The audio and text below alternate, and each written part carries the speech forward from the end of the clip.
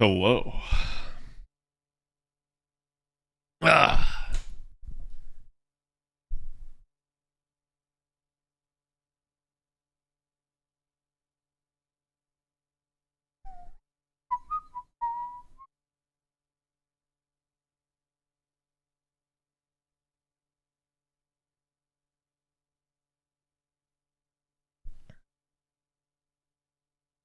How's it going, guys? Sorry I'm running late.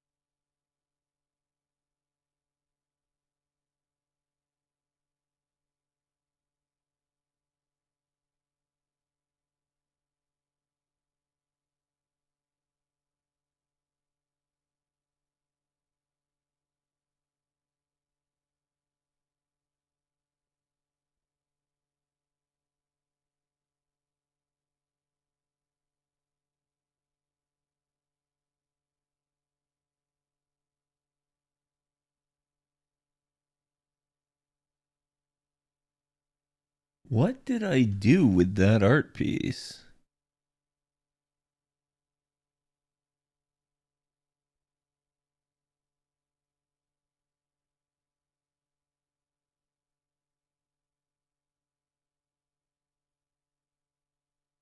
Thank you, Burning. Yeah, I have no idea what I did with it.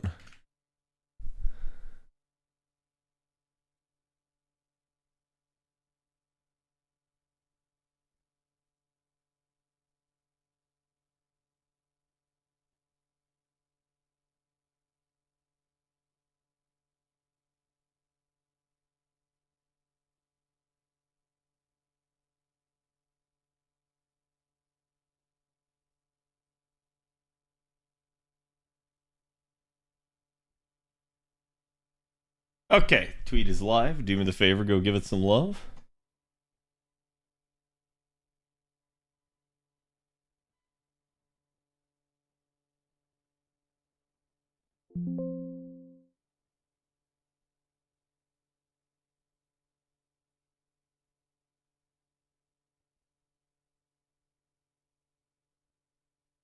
It's not Bob's fault. Anybody's fault, it's mine. I had to suddenly and violently, after playing that last Marvel Rivals game, go to the bathroom.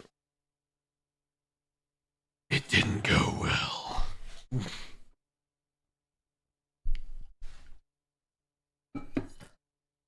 Is stuttering for anyone else? I show 0 drop frames. Let me fill up my water and we'll be good to go, chat.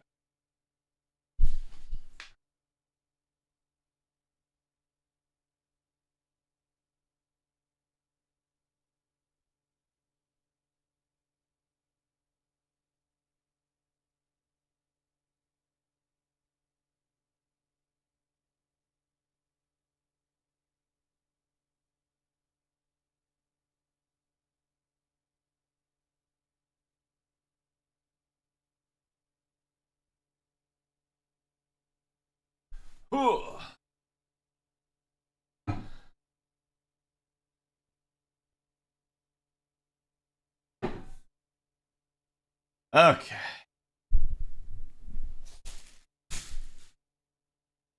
Think we're good to go. I got the sauce ready. The bot is up and running. But I haven't done this. All right. Let's get started. Oh no, we not gotcha Manning today. Hello, everybody. Let me get my phone plugged in here.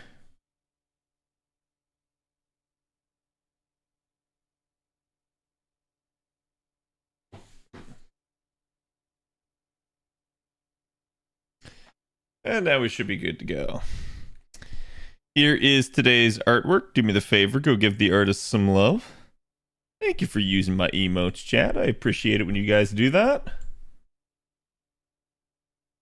Makes me feel like you guys like them. Okay. So. Now I'm live, finally. I never ate my green beans. Damn it. I'm gonna eat those right now. Basically, chat. Basically.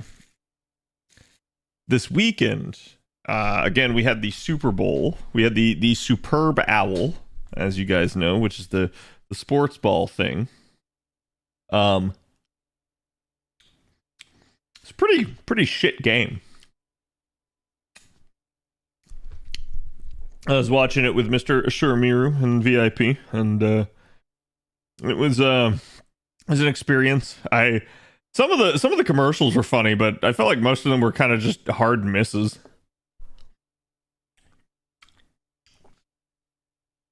She just got dumpstered. Yeah, about like the third quarter, like halfway through the third quarter, we were just like, whatever. Let's go play some video games. Because just, yeah, there was no point really in watching it. I understand they made like a little bit of a comeback, but I don't even think the Eagles were playing their starters. Over the weekend for me, though, apparently Nico like did something to his paw, and so he was he came in from being outside, and his paw like on the top of it and like kind of in the cracks and crevices were just like super red, and it was just the one paw. And I was trying to like see what was in it, and like was there like anything that he had done to like hurt it or get something in there. What am I running? I don't even remember what this node is. Oh, this is an interlude, I think. Oh, what happened? All right, Artoria, I'm gonna need you to go away. Thank you. I appreciate it. Damn, just like that, chat. The Hellbomb countdown to be Megumin's explosion casting. That's great. I hadn't seen that, but that's amazing. Waifu crime fake, exactly.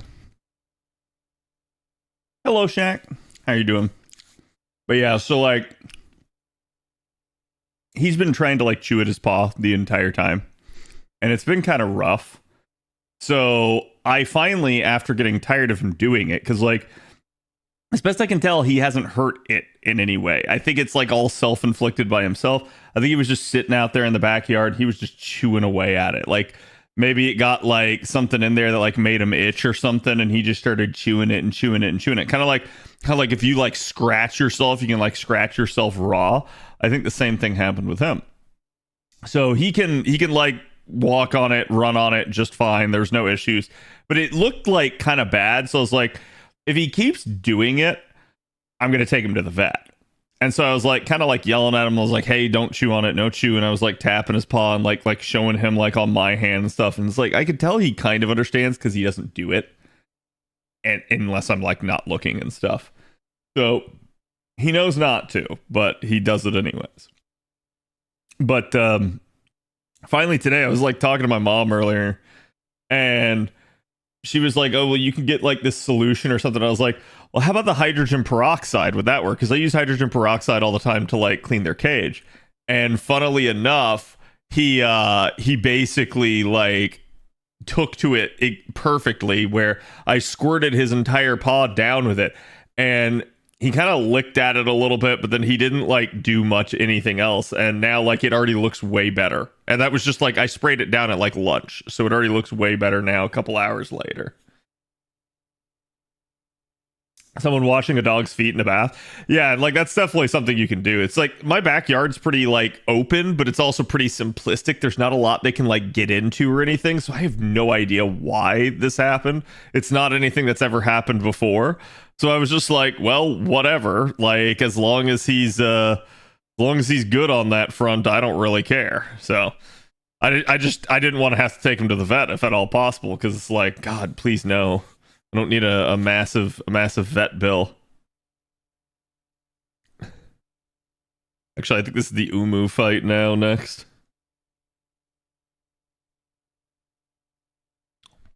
You're gonna roll a new Valentines unit? I have no idea. Did you get a new haircut? I did. I got a haircut Friday. No fire ants in your backyard, right? Oh, there may be. That could be a thing, right? Like maybe that's what happened is he got into something like that and they bit him up a little bit or something, because that's like my mom was saying, I wonder if he got stung, and I was like, I didn't see like any stinger or anything in there. Like I did look at his paw. He didn't want me touching it, but I did look. So like it's kind of tender, but I think it's tender from him biting it.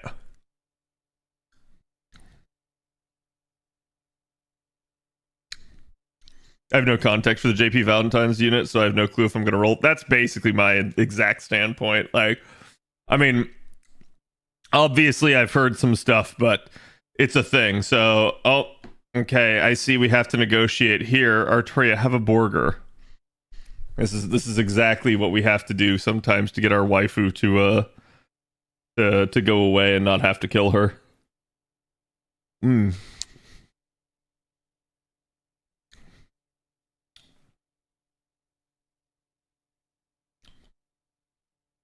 Indifference, so probably won't roll. I mean, I don't know enough about her yet. So like I usually don't roll purely based off looks. I usually roll based off of other factors included. So when I can only see the looks of the character and not even like all of her ascensions, I don't know. Like I can't even render a verdict at that point.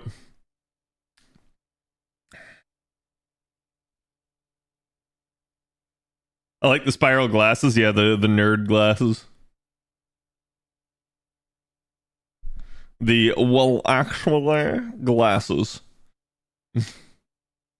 Yeah, so I was just doing MHX's interlude there. JP's not going to get its event until like I think it's the 12th, so like basically Valentine's Day.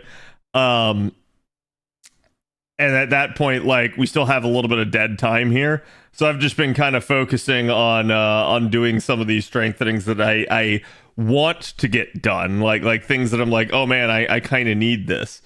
Again, like I'll probably save the others for when we actually get some sort of half cost campaign. But I figure it's like, let's get some of the more important ones done. There we go. Let's do hers.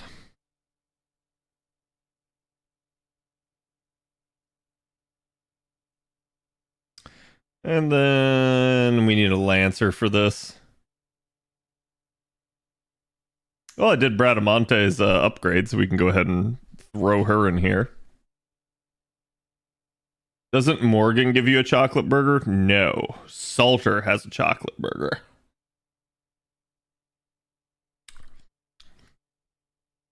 Morgan gives you a cake that's basically a copycat of Lartoria's cake, which is one of the reasons why I said, like, they could have done so much better with Morgan.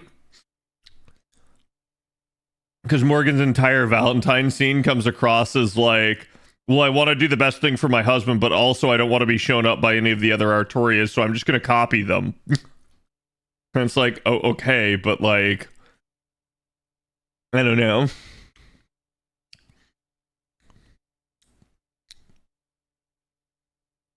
Don't get much better other than being called Kira Kira Caster. Yeah, they didn't reveal the name, so I was up when Trubs was translating and I was watching, and it was like definitely an interesting set of circumstances there. But I don't know, like it was just like I didn't really understand why they felt such a need to like hide everything, because like I was saying before, like Bob brought up the point of like, hey, this probably increases like engagement, like it gets people to talk about it and all that stuff, and I'm like, you're not wrong, right? But also at the same time, I'm not sure I actually like care, right? From the standpoint of people would talk about it either way. Making who it is a mystery doesn't really increase that, I don't think. I assume like people are, for better or worse, one way or the other, going to talk about it. And I don't think at this point that you're going to get anybody outside the FGO fandom to talk about any of your units unless that unit is something so extraordinary that like it's something that the rest of the like gacha gaming sphere can't ignore, right? Like, which is just very rare. You usually don't get something like that. It would take literally something like, I don't know, like coming out with like a new version of Jalter or something like that to like do that sort of thing where it like it turns heads and it gets a lot of people looking.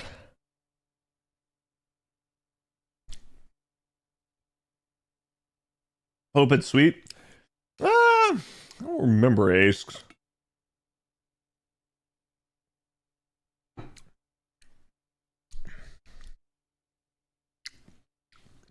Too bad it wasn't the NPC people wanted. I mean, this is tale as old as time, if you ask me.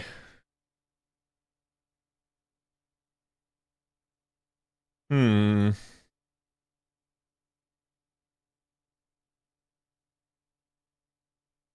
bloop, bloop, bloop, bloop. Have I done... I've done all my dailies now with this. Could do more of these.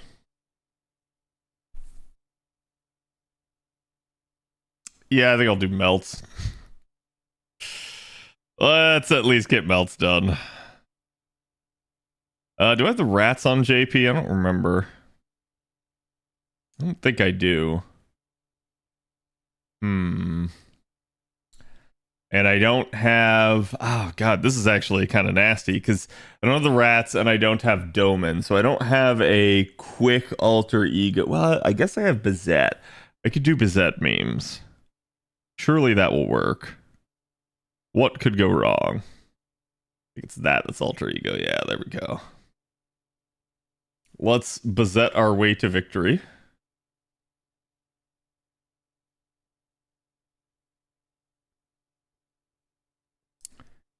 She was so popular, she kind of eclipsed John. To be fair, right? Like, that's more of an issue with, like, them just not developing John. Like, I get that, like, people like their dark, edgy waifus. That is a thing. That's kind of been a thing. And it's funny, because I keep doing the whole, like, Toy Story meme, which, what is it,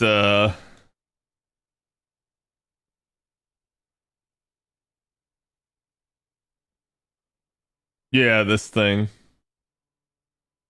Right? Where they're like, hey, like I'm the only one, right? Like it's like, oh my god, I love Jalter. It's like I love dark edgy waifus, and it's like my brother in Christ. Like, at this point, this is now the dominant thing. This is the most like mainstream thing, is like liking dark edgy waifus, at least within like the anime community.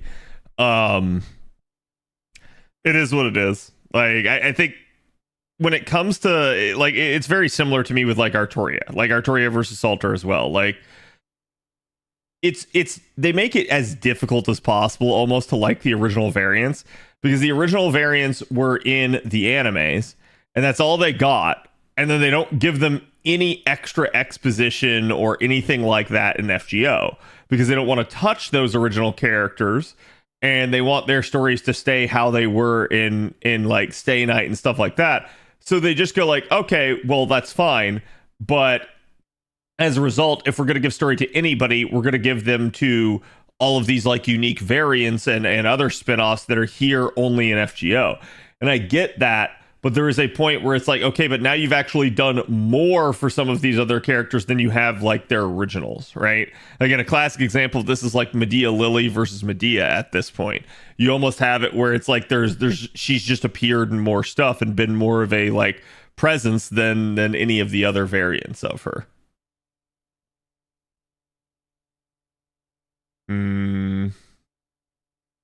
No, they won't kill even if I try, so let's just go with quick.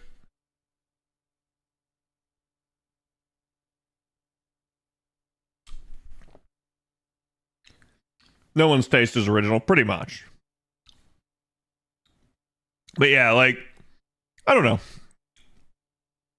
I think that's what it would take to like get people to actually talk about your character. Is it would take them having to like completely turn heads with it. It has to be a unique design that's beloved by everybody. That's everyone just goes like, "Wow, you did that!" Right? I've basically only seen that with like certain Azure Lane skins and stuff, where like it gets everybody kind of talking. In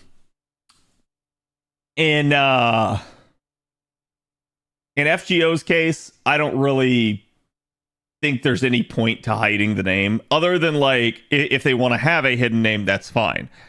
But we're not talking about hiding a hidden name. We're talking about hiding the actual name of the character that everyone's going to call them by. And it's like, it's not going to matter. Give us 3 days. We're all going to know what the fucking name is, because I'm going to have to talk about it. You guys are going to go look it up. Like, everyone's going to like know what the name is. So I don't really see the point in like trying to hide it. As for who she is, there was a lot of speculation.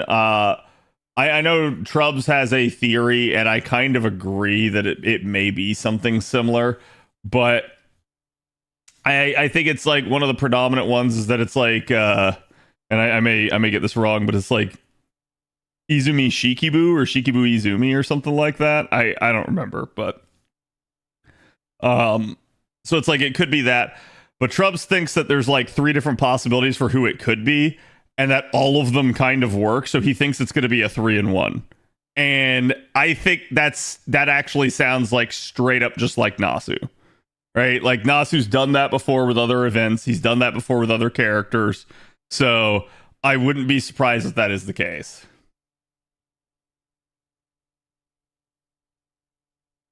So an alter ego, I mean, it may be just one of those cases where regardless, it's multiple people at the same time.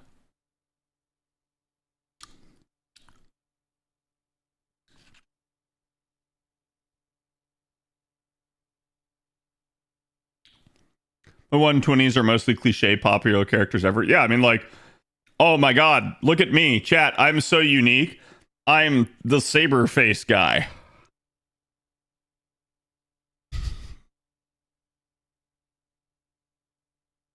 It is what it is, right? Like,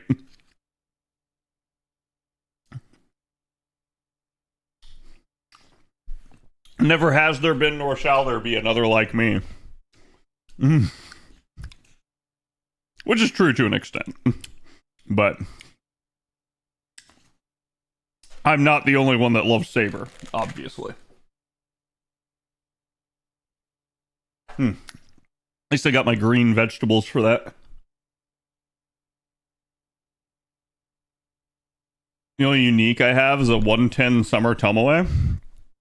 You know, nowadays, I think that does look pretty brave. I think back in the day, that's like, yeah, okay. I mean, right as she came out, everyone was like gushing over her. But I think people very quickly looked at her and said, wait, this unit's gameplay is kind of jank.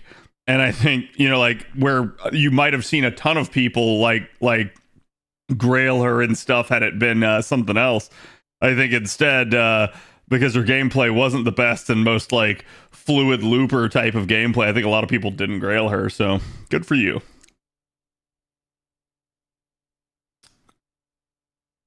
Someone point me to the Sakura face guy. For a while that was at least within the streamer community, that was Ludes. Mr. Creamy also likes the Sakura faces, but I don't know that there's necessarily a like devoted Sakura face lover, other than like at this point, it feels like most of the streamers are not like committal in that regard, and they just say like, oh, I like who I like, but I like everybody kind of deal.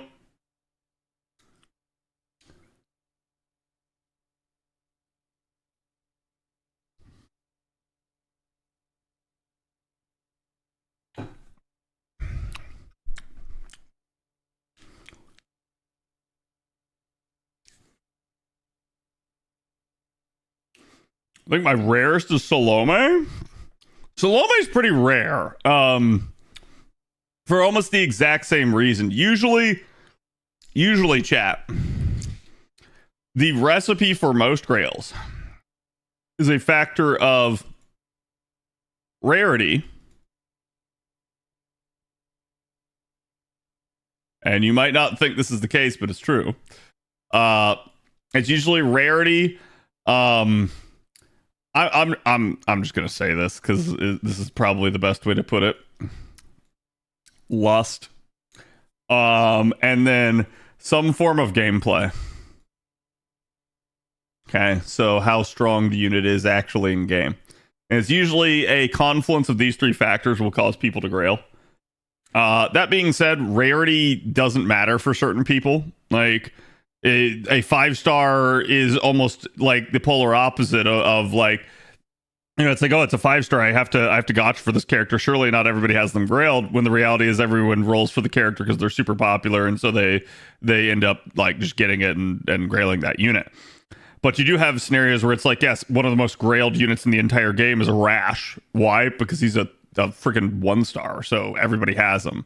So it makes it really easy to grail a character like that, because quite literally every single player in the game has the character, rather than like, oh yeah, you know, like some rare obscure 5-star, not everyone's going to have them necessarily. But the other factor there being lust. Again, the more attractive the unit, the more likely people are to grail them, especially like when it's your cup of tea type argument. Some people would sit there and they'll be like, oh, you know, like Waver's super attractive. Other people will be like, oh my god, like MHX is super attractive. It doesn't really matter. It's just people are going to like pick whatever is attractive to them and potentially grail it. And then the third factor there, the gameplay factor, this is definitely one where like, if a unit is not strong, people definitely have a bias against grailing that unit. I have noticed this time and time again. They'll claim they don't. They'll claim like they only grail for love, but it is something I have noticed is that like over time, people have a tendency to grail the stronger variants of units and stuff like that. No waifu, no lifu. I've seen a 120 Mephisto. Oh yeah, wow, that's not surprising.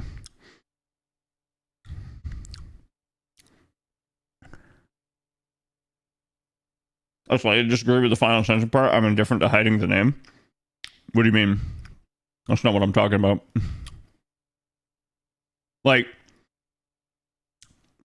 I'm not saying they can't hide stuff like that. I'm saying, even in the case of, so like, let's take Kukulkan. You hid Kukulkan's third ascension and final ascension until you complete the story. But you sure as fuck know her name.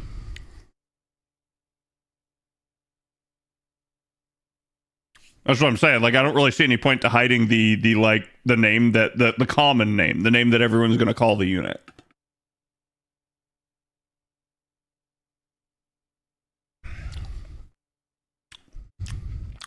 Oh, the comment above you. Sorry, I only see yours in a sea of Twitch chatters. So like, I'd have to actually pull open the YouTube side in order to see who commented above you. Let me look.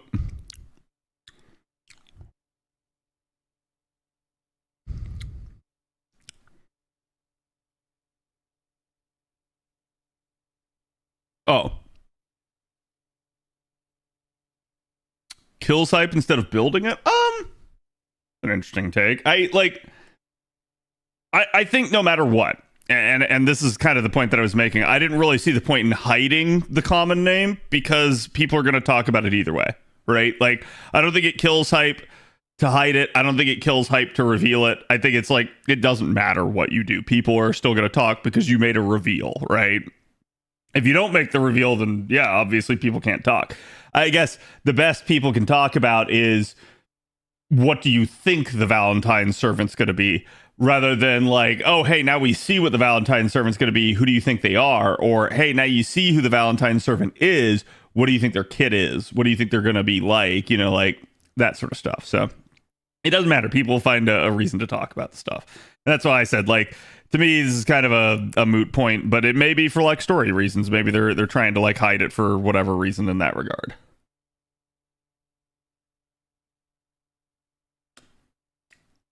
Kagatora is probably my rarest grail. If we want to see my rarest, it's probably one on JP.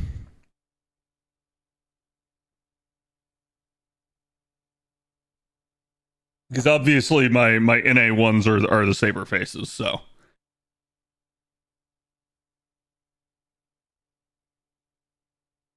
Which, to be fair, sure my JP ones, but like not all of my JP ones are the saber faces, so.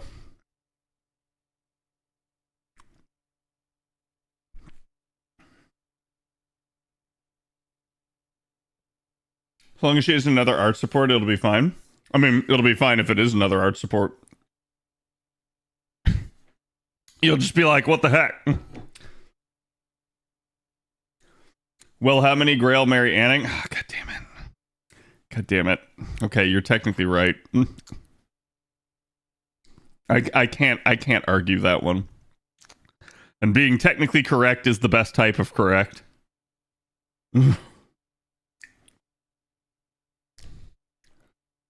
A Buster support would be nice too. I mean, we actually have some low star Buster supports, but at this point, yeah, I'm not going to say you couldn't get one, right? Like, getting a Buster support would just in general all around be good. Oh, I should have actually kept that in case she used attack down, but should be fine.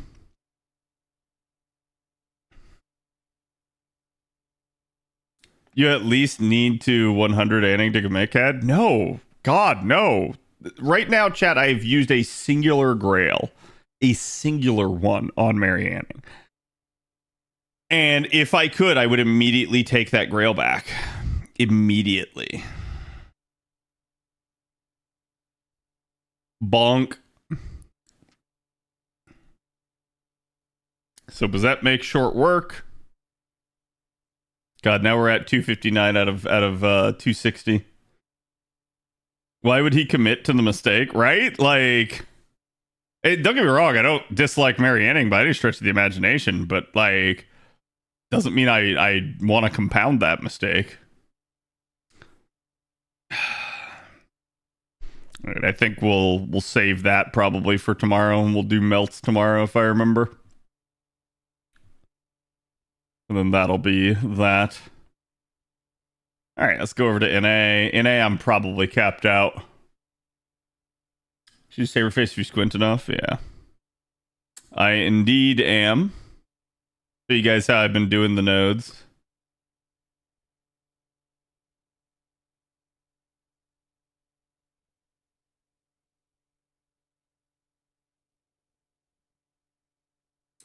What do you think they'll bring out Grail Remembers? I don't know. I don't know if they ever will, right? Like, to me, it's smart for them to, but we'll see. Now that I've gotten into the node, how did I end up over here? What? Let's go look at my Grails. So on JP, is this by sorted by HP? Let's sort by level. So you can see I have a lot of 120s on my JP at this point. It's kind of a thing, right? And we're working on a couple. We've got MHX and Tonalico there headed to 120, of which I think MHX can't get there yet. Like, MHX may be capped at 106. I probably need to roll more copies of her to get it.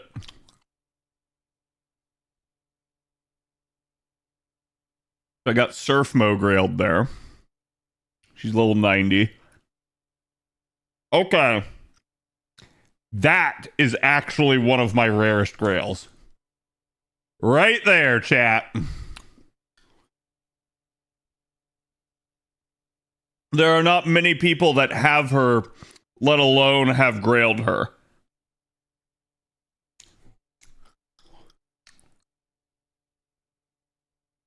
Now, JP has obviously gotten her back in the Evocation Festival shop, but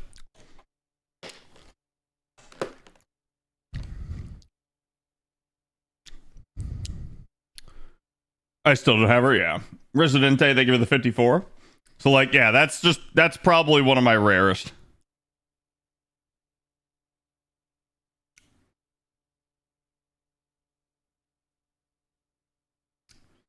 See, I have Shisho, Kama, Musashi, Bazette. Hold up. There we go. I was gonna say, I don't know why she wasn't selected. Yeah, I mean, at this point, this is also probably one of my rarest grails. It's just another one where it's like, I don't think a lot of people have grailed her yet. If you're a Saber-Face Grail enjoyer, you probably have a lot of people to grail, so... I have a grailed Barghest, but that's not rare. I have a grailed welfare Hoku Saber. I have a grailed Zenobia. I have a grailed Archer Tomoe. I have a grailed Nagao Kagetora. I have a grailed Murasaki Shikibu Rider.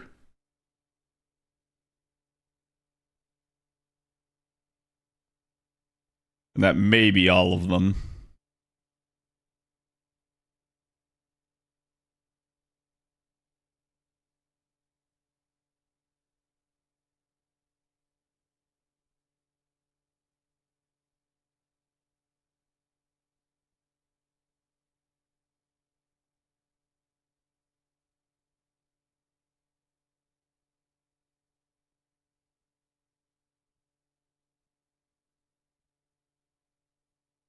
Wait, is this the song from Sonic? I didn't realize it was an actual song on its own. Like, at all. It is, yeah. I never realized that. Doc, thank you for the resub, though. Appreciate it, my dude. If I didn't say it earlier, Residente, thank you for the resub. Balmonte, thank you for the resub. Sorry, so the other thing I didn't tell you guys at the beginning, like, my brain is kind of shot because I didn't want to cancel tonight's stream, but I have had, like, no sleep. So, like, I don't know how, but Mondays keep just messing with me. It's like this time I went to go to bed, and I went to bed at like an okay time. It was like 12:30, so I should have gotten like at least 6 hours sleep. But ended up like basically having like heartburn and stuff all night, and it just was a huge problem. And finally about like 4 o'clock I ended up falling asleep. So like it's where like, yeah, I'm able to function, but like my brain like just keeps stalling out and like resetting. So it's like I'm not super attentive to everything right now. I'm not doing too amazing, but song is actually from like 2009. Yeah, I feel like in a weird way that I've heard this before, but seeing the version of it that's like in the Sonic movie is like a completely different version. So like I like it never like rang a bell to me.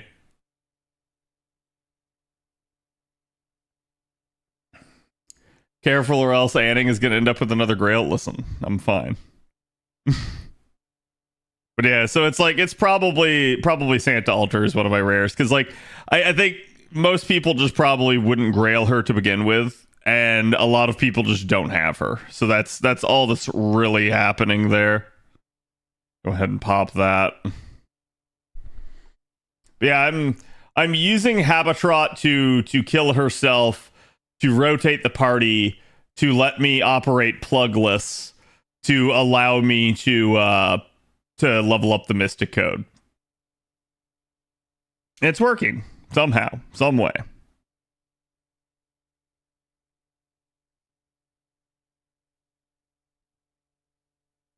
Whereas Grail is OG Welfare Nobu. Yeah, it's a decently rare one. I do know a lot of like Nobu simps, or at least I did.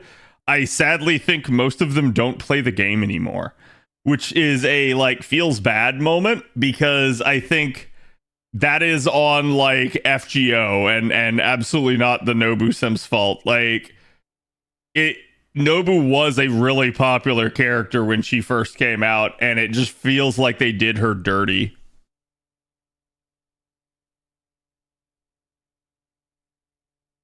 Body wants to sleep from like 4 to noon and the world won't put up with it. Yep. Try my best to sleep before midnight. Yeah.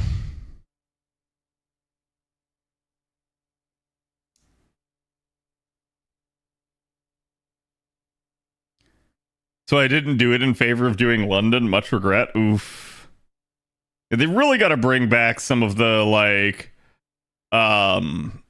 some of like main interludes and stuff, and like actually allow you to go back and play the old events, because I think that's really just the best way to handle it. I understand it's probably a lot of work, but at this point they really got to get it done.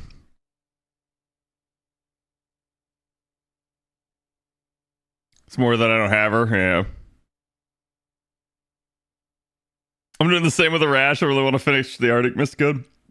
I had to switch because the prior node to this, obviously Berserkers works for a Rash, but the prior node to this was the Lancer node, and a Rash couldn't do that one. So it was like, oh man. But she did it just fine.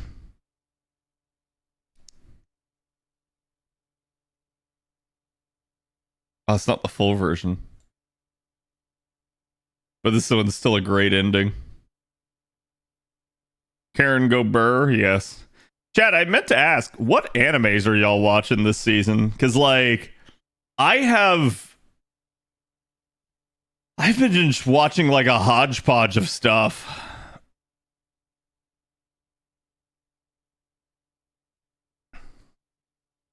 Not many, truthfully, yeah. Very few things right now. I mean, I've been watching Soul Leveling. I've been watching Sakamoto Days.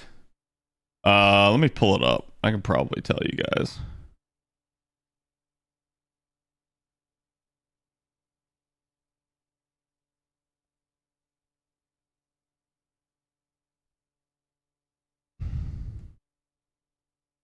Been watching Headhunted to Another World, though I haven't seen the most recent episode. I've been watching Can You Keep a Secret? That one's actually, like, okay. It's an office romance one. It's nothing, like, amazing, though. Which is unfortunately how I feel like a lot of these animes this season are. They're passable, but they're not, like, good. They're not bad. Like, they're not, like, committing war crimes where I'm like, oh my god, watching this is actually making me lose brain cells. But they're not, like...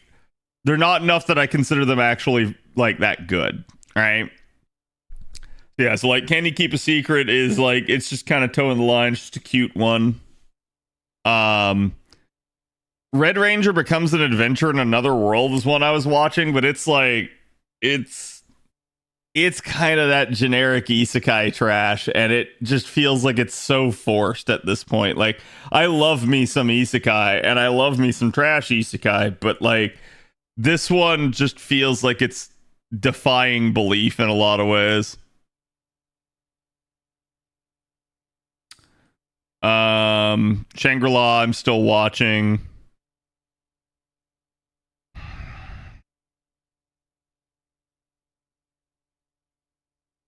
We started to watch I Left My A-Rank Party to help my former students reach the dungeon depths. That one was okay so far. Again, like so many of these animes are just kind of okay.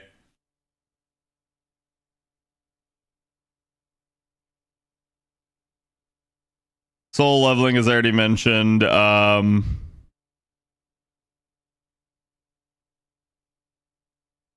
don't know what that one is. I watched the first episode of Behead Neko, and then I heard the second episode is basically furry stuff, and I was like, yeah, no, I'm good then. I don't need to watch that. I'm watching Sakamoto Days. Honestly, Sakamoto Days is probably one of my top ones this season.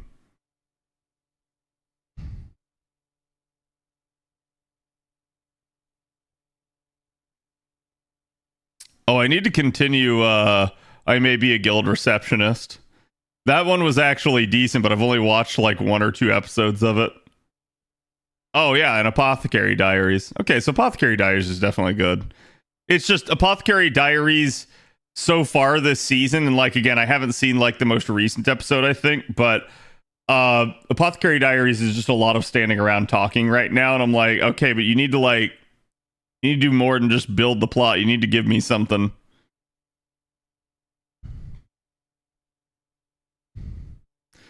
Loser Ranger is great. I watched From Bureaucrat to Villainous, Dad's Been Reincarnated. That one's actually been okay, because it's just making me laugh. Trillion Game is also not terrible, but I need to catch up on that. I'm like way behind now. Because that's from a prior season. I'm not watching Dr. Stone, because Dr. Stone pissed me off. Amaku is one that I've been watching. Amaku is basically House MD if you turned him into an anime girl and got rid of his substance abuse problem.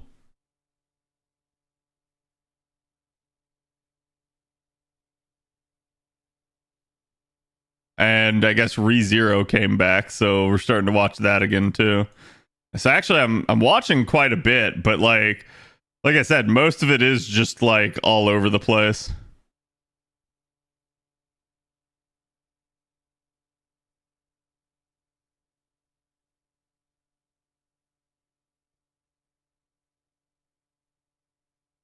The light novels you've read before, so you're less interested? Oh, I would think you'd be more interested if you've read them before. Like, I would think that would make you want to watch the anime.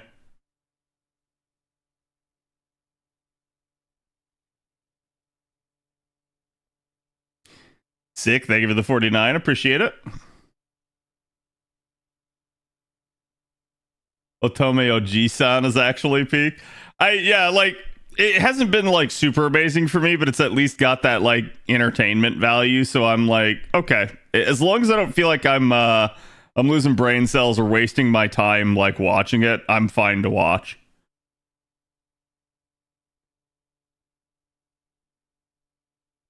As long as an anime is an ass, I like watching what I've read. Yeah.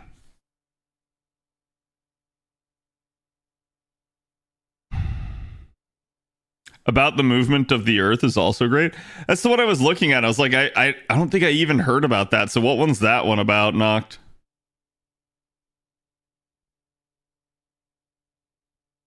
It usually doesn't feel the same fun as the novels.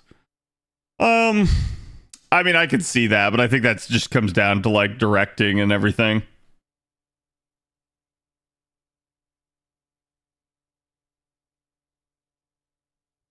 Zenshu? I haven't watched Zenshu. Zenshu is a pet peeve of mine.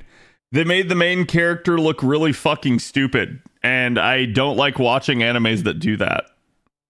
Like, if they had just made it like a generic anime girl, or heck, even if it was just a dude, I wouldn't care. But they put like the hair down in front of the face, and it just makes me go like, this is stupid. Nobody actually looks like this. Oh, is that the continuation of Orb? Oh, okay. So sorry, we were watching Orb. I think I'm way behind on that then. I didn't realize that's the one you guys were talking about. Because I've always referred to it as Orb, so I didn't realize that's I guess. See, like between this season and last season, I switched which site I was using. So I think this site just calls it by a different name that I'm not used to.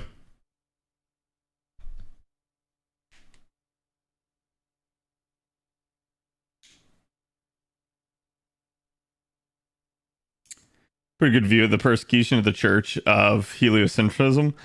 I mean, kind of. I'd say the anime at least over embellishes it. Like, as it kind of has to do, right? Like, you have to dramatize stuff, so it's going to make it seem like really overbearing at times. Whereas, like, back then, I'm not going to say that like that couldn't get you in trouble, but there was not this like constant like pervasive pressure like everyone makes it out to. It was just a like, hey, if you try to like do all of this in the church, you're gonna be like excommunicated and stuff like that. So there was like a, hey, don't do that, but it was not a like, we're hunting anybody that dares think out of line ever at any point in time, which is kind of how the show makes you think that they operate. So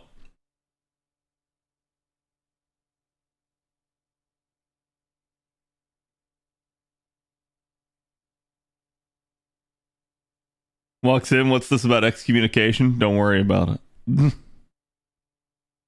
Or it will be a full adaptation, which is cool. Interesting. Yeah, I mean, I'd choose to just look at Orb as like, okay, well, it's ahistorical, right? Like, it's similarly tied to historical events, but it's still meant to be a little bit of fantasy. So it is an interesting thing in that regard. And that's where like I can always give something like that a break. Like I don't sit there and view it through a very like strictest like, well, actually they got this wrong type thing. I just go like, okay, this is their interpretation of the events. Like, it is what it is. I'm sorry. Oh, is chat? I think I'm hearing something. Did someone request Fate music in my Fate stream?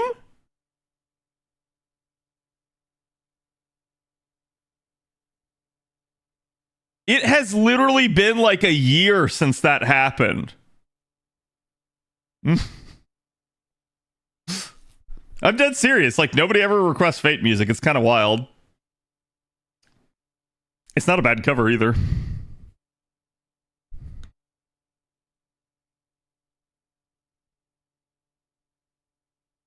It has not been a year.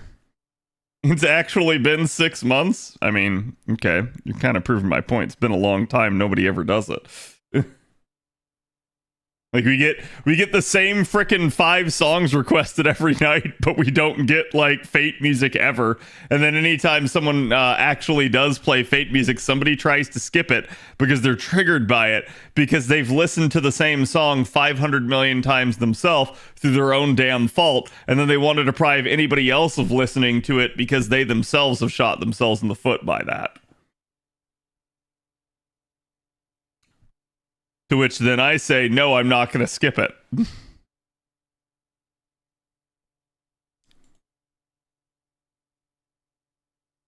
English words in my Japanese song reported, yes.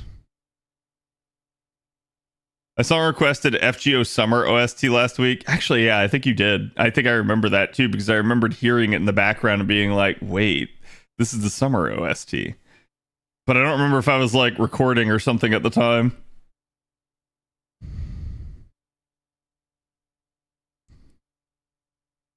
It's actually a really good cover for an English version. Most of the time they don't capture the same like vocal sound as the song, but this one kind of did. They tried to emulate it as much as possible.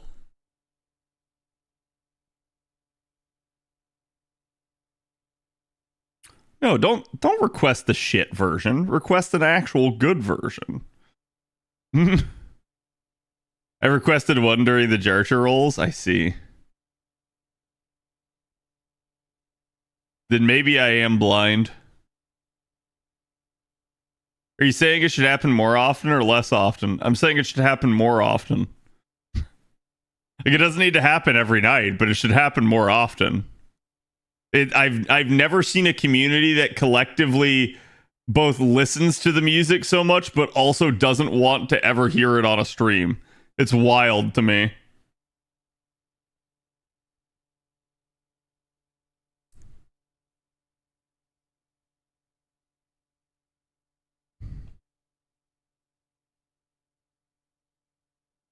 For no more one-winged ayaya, Jay, you're gonna speak it into existence. How do I request Brave Shine? You do it by requesting Brave Shine. Or asking someone to request Brave Shine for you.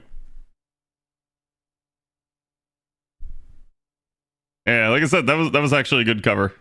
I don't hear a lot of good English covers for some of these. Because people just twist it.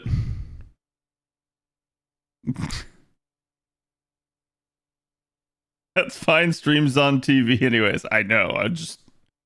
You debate yourself with that. Jiro, thank you for the 16. How you doing, bud? You hyped for Monster Hunter? Okay, we're done on both servers. I guess that means we can talk about the JP news. Not that we kind of didn't already, but Rebs was kind enough to get in there and post some of it. So, oh yeah, y'all were asking for my reaction because like Korea has gotten the Korea is getting the lotto already because they're a couple months ahead. Like apparently this is out of order. I wouldn't worry about that. This is not going to happen for an A. Like, and the reason we know this is because we already have a prospective date for this based off of the roadmap. So don't worry about anything like this happening for an A. As for it happening on JP or on Korea, I believe this was kind of planned. So yeah, it's like I don't know. Like I'm not too worried about this sort of thing. Korea does a lot of weird stuff with their schedule, and they're, at least as far as I know, a little bit ahead of us right now. So it's not like the most crazy thing ever for this to be going on. But it is like out of the ordinary. They were done with the collab, etc. already. Yeah, so it's like it's just the next thing up for them. Like, but yeah, I saw a lot of people like reacting and being like, "Oh my god, CAD!" Like, and I'm like, it's not that crazy.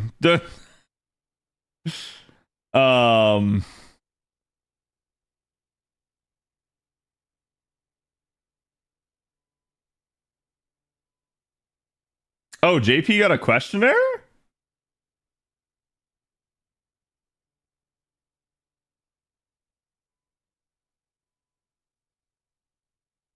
Did JP get a questionnaire? They did. I didn't realize this.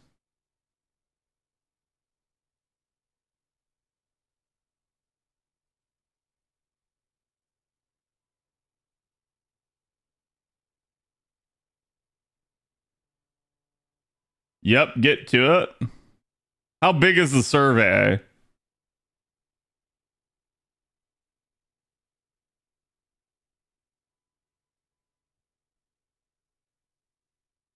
As long as usual? Okay, then I don't want to do that tonight. Like that's something where like I need to set aside a day to do that, and today is probably not the day. So maybe we'll do it tomorrow then. So survey day tomorrow. Help me remember that, chat.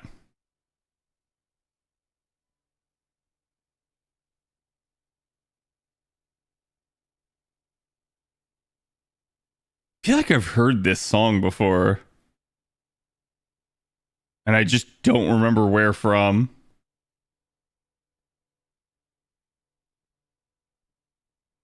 And here is your Valentine's Day unit, chat. Again, it's 5-star rarity. It's a caster. But this is kind of all we got. They didn't give us a name. They're purposely hiding it. They gave you guys some stunning visuals. Quick savior? I mean, maybe. That'd actually be nice if they would do more, but it is a caster, so are you sure you want another caster one, right? Clarent, thank you for the follow.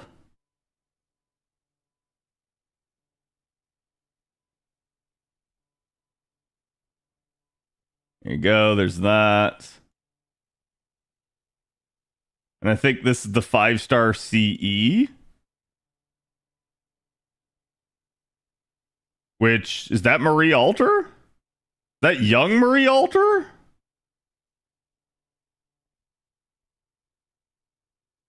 Yeah, I was gonna say, it's like that's an interesting thing.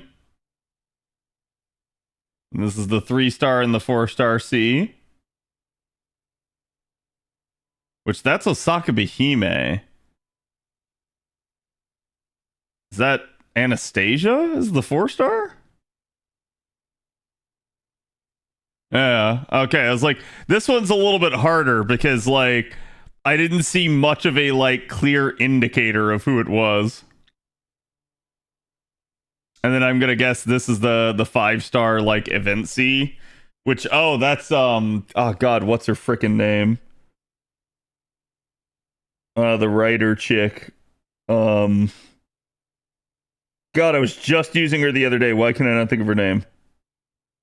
Why can I not think of it? And I'm going to cheat and look at chat. Andromeda, thank you, chat.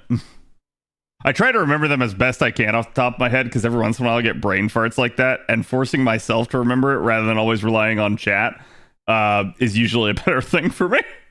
But we are getting to the point. We're getting to the point where it's like it's difficult to actually remember all the units in the game because there's like 400 plus.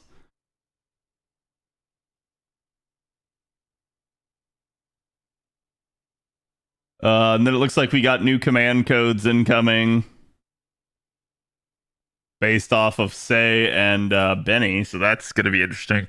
The Benny one's probably going to be good.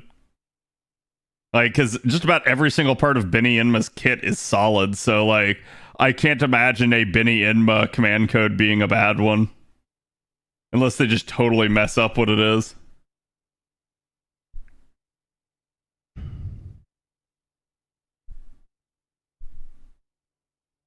And then the 5-star one is another Say one? That's interesting. So is that supposed to be Say Berserker then is what this one is? As opposed to that being Say Archer.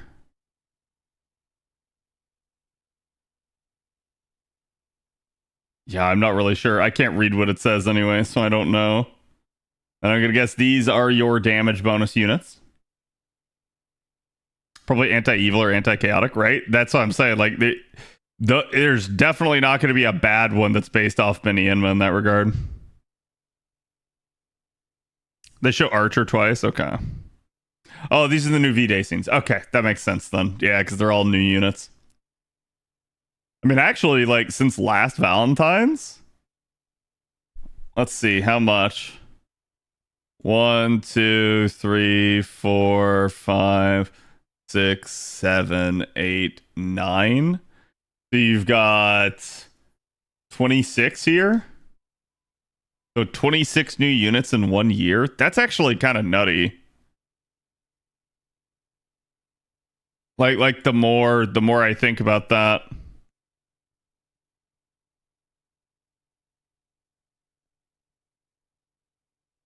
Only one I'm looking forward to is Maurice. I'm certainly looking forward to my saber face here. Beyond that, I think the one that I probably most want to see is right here. I really want to see that Arcuid one. That one, there's just no way that that's not going to be like just chaos incarnate.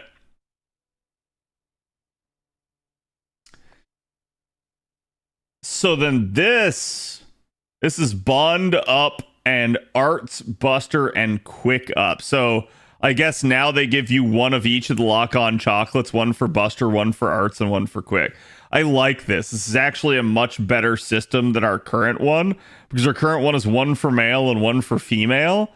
But the problem is you may not have a good solution for some of the nodes. Like, if you, say, had done it for the N90++ node, you wanted to put it on a ruler this year, but that doesn't necessarily mean that that ruler would be good for, like, doing some of the other nodes. So I kind of get it, and I actually like this. I actually think this will allow you to have multiple units to tackle any situation.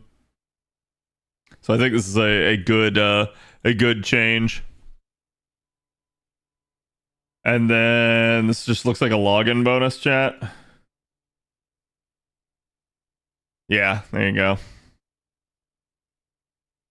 So basically 1 quartz, 2 quartz, 1 ticket. So 1 quartz, 2 quartz, 3 quartz, but we can't give you 3 quartz, so we're going to give you a ticket so that instead the 3 quartz we already gave you won't necessarily... I don't know. I don't know why they're... It's just their way of like ramping it up and saying like, okay, we gave you a ticket instead. Easier to distribute 1 ticket than 3 individual quartz, I guess. Yeah, and I think that's all that's come out.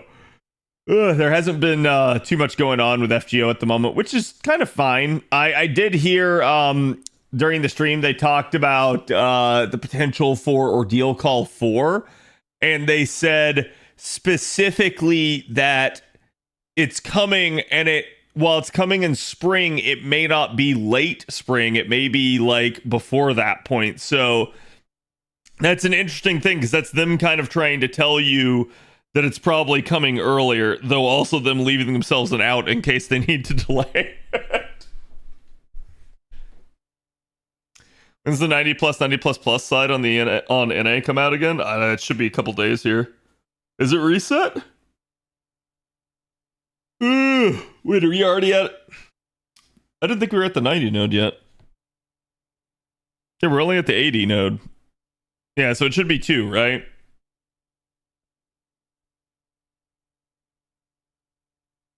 Yeah. Okay, so it should be 90, and then tomorrow at reset, you should get the 90 plus and the plus plus. So basically, it's a full 24 hours plus from now.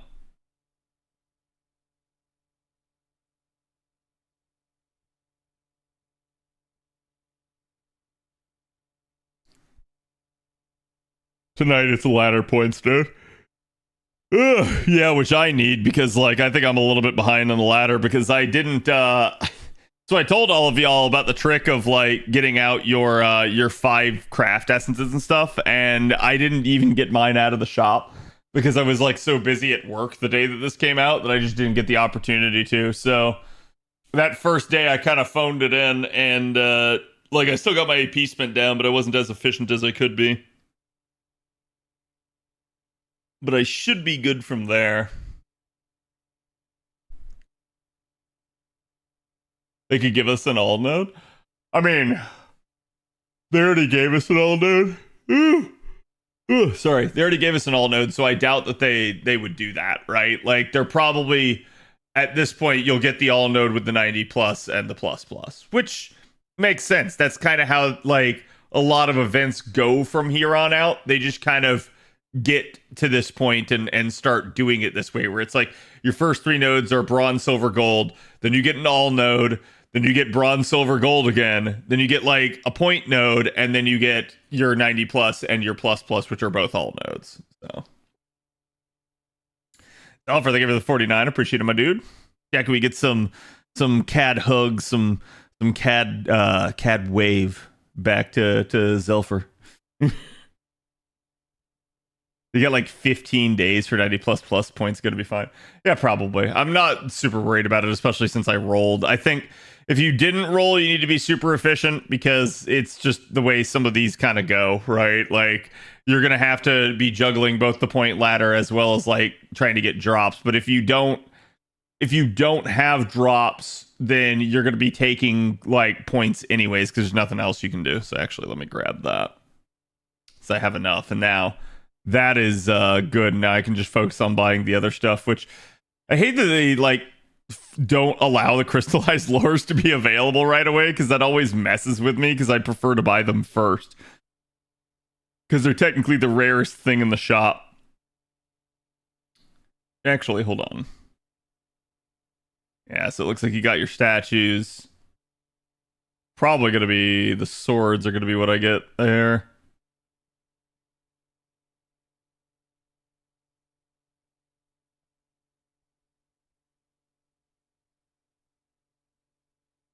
And then I can get a lot of the bronze, actually.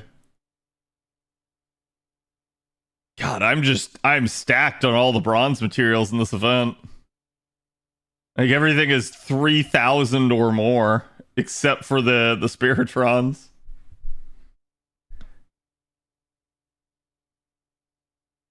$13K fangs? Wait, is it 13? No, I think it's only 3, isn't it? Yeah, it's only 3.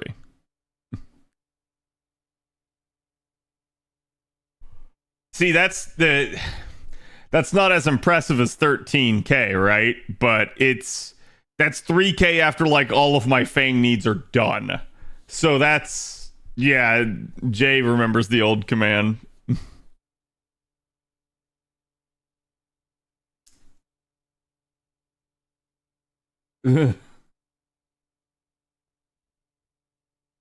Unlimited fang works was a thing.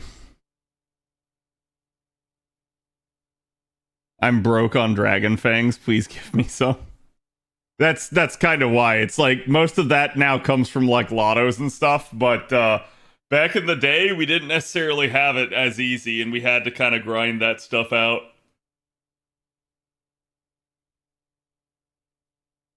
I'm pretty sure I can clear shop with just 90 to 120 point bonus only. Can't put out the 90 plus plus? Probably. Like I said, so it's like if you didn't roll, you'll just be running point bonus and that'll be easy. It'll be the shop that'll be the hard thing for you. If you rolled, then it's just about striking a balance between the two. Which I usually just go, and then as I get to a point where I'm like, oh, okay, I'm getting closer to the end, how am I doing? And I start like kind of like eyeballing it and seeing, going like, okay, I need to shift this craft essence now. I need to do this here. And that's usually how I get it in. Hello, Katana. How are you doing tonight? They literally come back to bite me in the ass. Understandable. Hey, it's a chat. Like anything you guys want me to talk about for FGO at the moment, because like I do have some plans for some upcoming content, but I'm not ready to pull the trigger on it just yet. But I want to make sure that like there's nothing that I haven't covered that you guys are interested to discuss. Do people normally roll Valentines? It is Valentines. I think is one of their more lucrative banners because even if you don't roll the specific unit, a lot of the like females go on rate up, and so people roll usually one or the like either the main banner or one of the other side banners. It's I'm not gonna say it's like an every time sort of thing, but like in my case, for instance, I think I've rolled every single Valentine's Day except for like 2 on an A. And like we'll see if this one's a thing, it may be like the third one that I finally haven't rolled. Do you have the new Elgato capture card? I do, Kimba. I did see your message. I have the new one. So I started out with it underneath my computer, and because the one that I had was on the fritz so much, I got the new one for FGO. But like that's what I have, and it's it has no issues whatsoever except with Marvel Rivals and Lost Belt 7. Those are the only 2 games that mess it up, and I'm not sure why. I at least in like LB7's case, I knew this was going to be the case because that's how it was on JP 2 years ago. But Marvel Rivals, like I don't know why that game hasn't like optimized itself.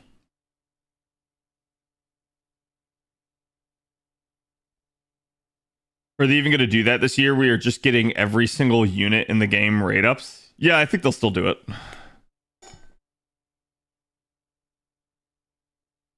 I'm finally getting Larturi this year. Hey, nice. Got my second Larturi off a lucky Valentine's Day roll. Yep. Will you ever try the Persona games, Cat? Ooh, that's an interesting question.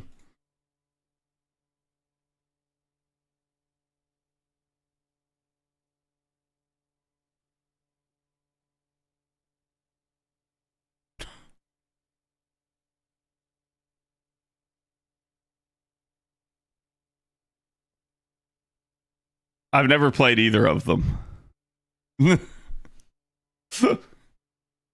I've never played either of them, chat. Where's 4? So, allow me. I bought 5 on sale on a discount when I was planning to play it, and then I never got around to it. And I literally got, like... Was it Sega? Was it Sega that... Sega gifted me 3. And it was a no strings attached gift. So I went like... hey, I'm probably not going to get around to streaming this for a long time. And they were like, yeah, we don't care here. And I was like, oh, okay, sweet. So like, yeah, I'm still sitting on 3.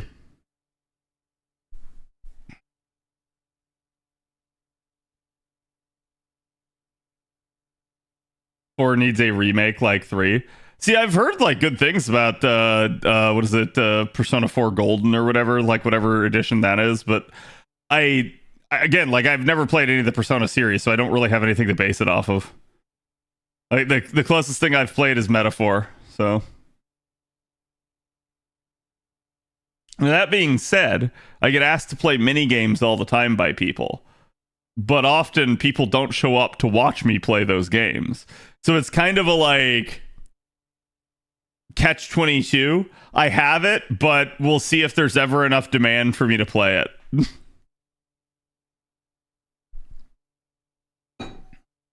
When are you finishing Metaphor C? Tell you what, Burning, we'll finish Metaphor right after right after Monster Hunter Wilds. How about that? AK, thank you for the 42. I don't believe you. Are there a lot of units that is high value for your account in the Ultra Ego lot? What do you mean, Chupacabra? Like, are you asking, are there units that I could acquire that have high value? Or are you asking more like philosophically for anybody, are there like really good Ultra Ego units that exist?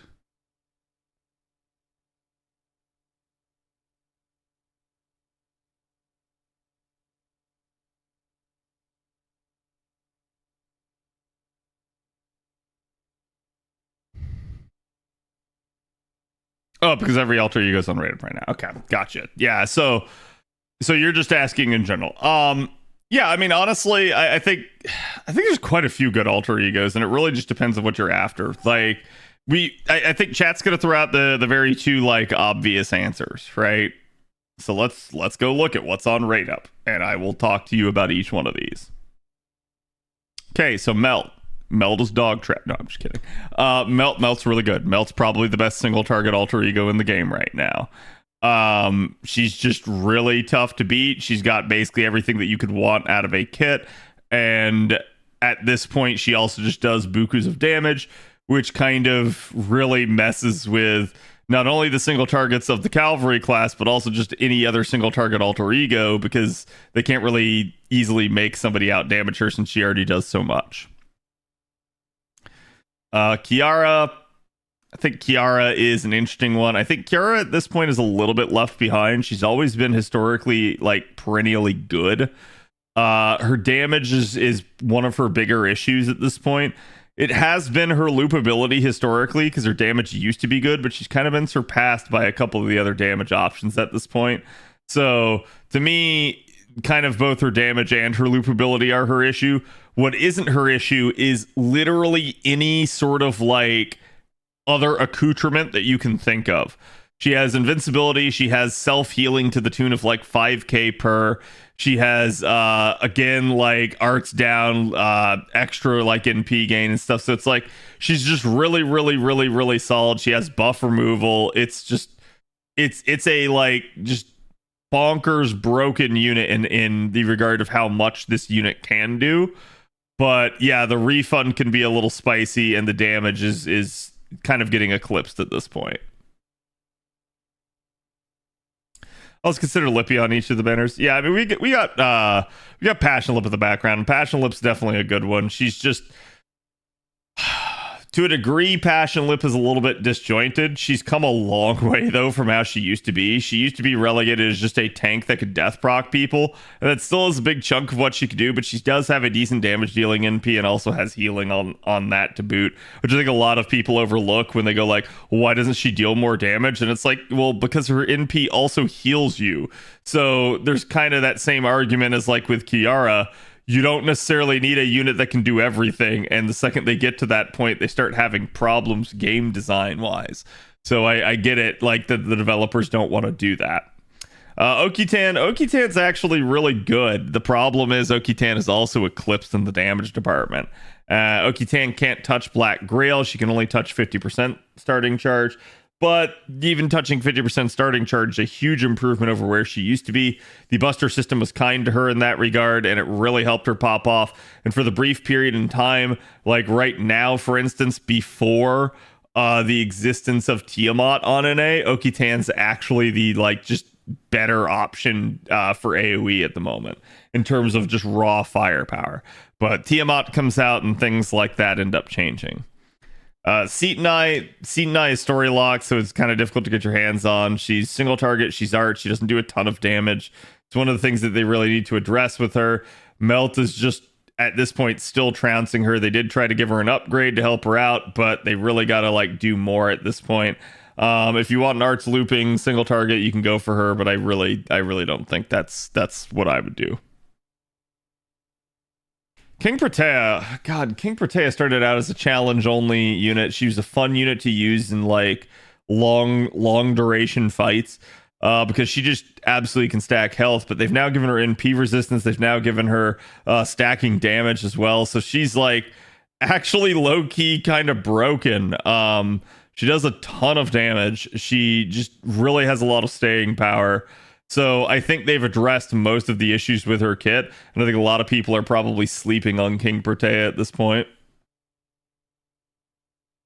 Doman is AoE quick, and if that's not enough to scare you off, then good, because Doman is actually one of the game's like just better, more synergistic units. He can form an entire system with himself, because he can basically pair up with himself and any other chaotic or evil unit and just buff not only himself, but also the other version of himself and also the other unit. So he allows for just like multiplicative stacking really fast there. And again, sort of just this double stacking effect with himself. And it really allows him to kind of just sit there. He's got 80% charge, so he just goes like, okay, I'm going to take out a wave with my NP. The other dome is going to take out a wave with their NP, and we're going to crit one of the waves down because all of us are just super buffed. And it just makes for a really quick, really easy, and relatively painless 3-turn farm if you can get it. Though you probably need some way to manipulate cards or at least ensure that you have what you need. Otherwise, there will be at least an element of RNG in there. But I do really like Dome, and I think he's one of the stronger ones. Bizet.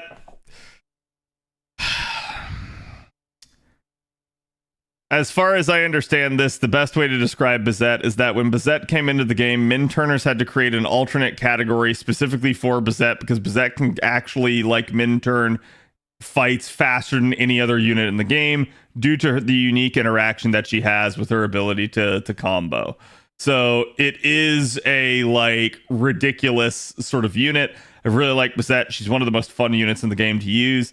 Everything I could say to you about like single target damage and stuff, you can kind of just sit there and go like Bizet just basically counters like anything that a node can throw at you. And that makes Bizet extremely strong in challenge scenarios. But even in some hilarious like farming scenarios, you can go with Bizet. The biggest problem is going to be if the enemy acts in a way that buffs themselves, because then that will not interact with Bizet, and therefore it will not trigger her counter, and therefore she will not get to damage that unit. So you have to be careful, because some enemies do have that unique interaction of like, hey, I'm just going to heal myself. Hey, I'm just going to give myself defense up. Hey, I'm just going to give myself attack up or crit up.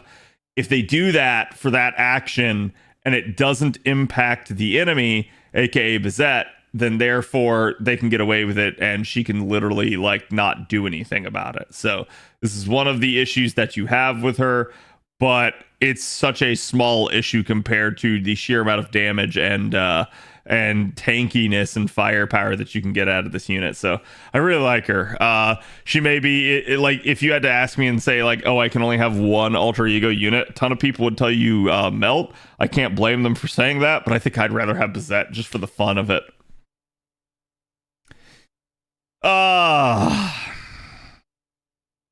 Yeah, Bunyan got a buff. Bunyan needed a buff. Bunyan's buff, if you ask me, was also just not enough, because all Bunyan really does is damage. And Bunyan is really solid at that, but it's kind of rough when Melt is still out damaging you. And so this is kind of one of the problems that they have, is they need another way to make Bunyan stand out. I do think she's a quality unit. She's the only single target Buster alter ego here. The only other one is actually a Welfare, which is not a bad unit in their own right. But I do think Bunyan is, again, a solid option, just that when you have a whole list of solid options, this kind of makes Bunyan a little bit lower on the totem pole. So to me, I think she could be good, but you really got to kind of sit there and hack out the turns and get those cards. And that's not necessarily something that Buster really wants to do, because Buster is also another one of those ones where, like, a lot of the time you're going to be sitting there, you're going to be doing those 3-turn buff durations on her. And so she kind of just wants to go and go fast. And so it is what it is, but I think you can make use of her pretty effectively. Rah rah Rasputin.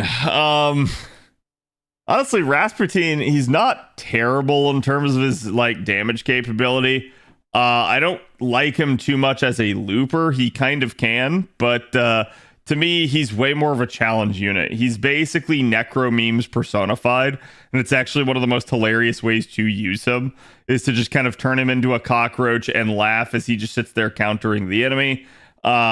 But again, this is sort of up to you. Rasputin's the epitome of a unit you don't have to have, but he's also another fun one to have in the right set of circumstances. And to give you guys an example of this, there was a specific fight in LB7 that I'm not going to like describe too much, but Rasputin was perfect for that fight, and it was actually a way for him to like kind of low-key flex, because he could sit there and even if the fight tried to kill him, he could necromeme himself back to life and just laugh at the fight again. He is AoE arts, by the way. And then the elephant in the room. Is there any other elephant before I talk about her? Yes. Okay. So this is the how do I say this? I like calling them the twins, but there's several twin units in the game, so that's kind of confusing. Yeah, he be cheeky. Yeah, I guess that's the better way to say it. Honestly, I don't think they're bad, but they are somewhat lackluster in the sense that I don't really feel like they do a whole lot to stand out. To me, I know people really like their designs, but I think they're a fairly easy skip for most people. It's up to you. If you really like them, you can go after them. They're not bad in terms of their performance, but I also just don't think that they're that strong in general that it warrants people trying to roll. They're kind of, to me, a little bit more of a novelty act in that regard because of who they are rather than necessarily what they do. Khazra drop. God, Khazra drop. Khazra drop's like low-key kind of strong, especially if you look at her kit and look at everything that it's capable of.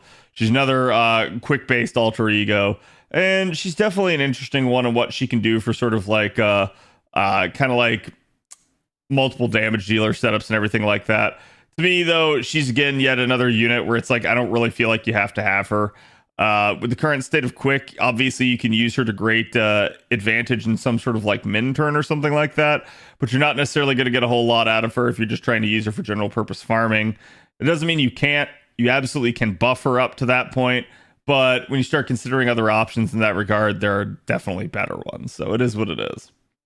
Low-key, yeah, the charge is definitely her big thing, and especially if you pair her with herself. She's, in that regard, similar to Doman, so. Cute, but something you can live without, yeah.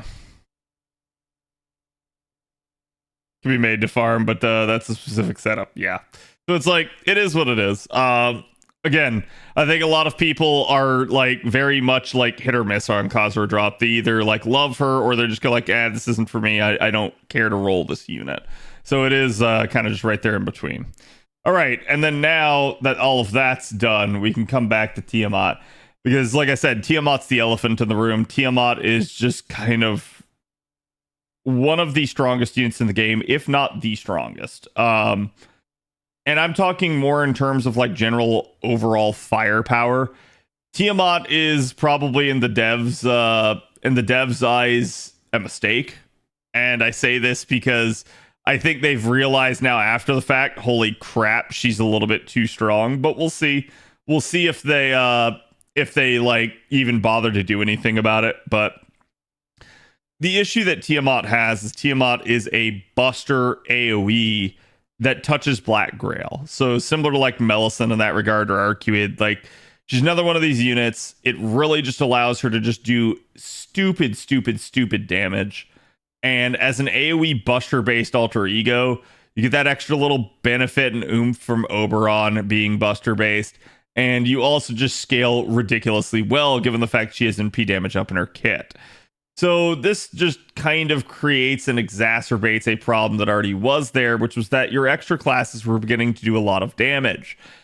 Tiamat comes into the game, and Tiamat starts out damaging not just the cavalry triangle, but also even some of the like neutral people and potentially other people like in the knight triangle. This is where it's like it's not a good thing to have this. Tiamat is arguably too strong because of this. And it's one of the reasons that I think at this point I've been so adamant about the devs needing to go back and buff other units. She's putting a lot of pressure in that regard due to the sheer firepower that she has, because there is a point where you go, okay, why do I need, say, for instance, one of the cavalry class units when I literally have Tiamat? And this has been an argument that I'm not normally the one to make, but instead people in chat make all the time. She is definitely, to me, if you're only going to roll for one alter ego, she's probably the one I would roll for, just because of that sheer and raw firepower. So it is a weird issue that they created with her. And like I said, I think this is where, like, yeah, we can point out how good all the other alter egos are in their kits and stuff like that, but yeah, she's the reason that all the other alter egos damage is just not that good in comparison. At least the single targets can kind of stand apart from her, but the other AoEs are all going to be compared to her for the time being until they start to get buffed.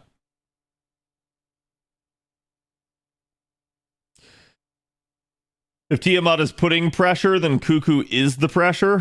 Tiamat, so in a weird way, Tiamat will out damage Kukulkan. It definitely depends on what you're trying to do, though. Yeah. Good question. Why roll for DVR? I mean, I think you're going to roll for DVR because of the kit. It's less so about like DVR's overall damage performance, right? And there are reasons that you would roll for other units. Don't get me wrong. But I think this is something that the community has a problem with rather than, like, say, someone like me. Okay, I can bring up that this is a problem. I can talk about why it's a problem, but I'll sit there and I'll still behave like a normal human being and basically roll for whatever the heck I want to roll.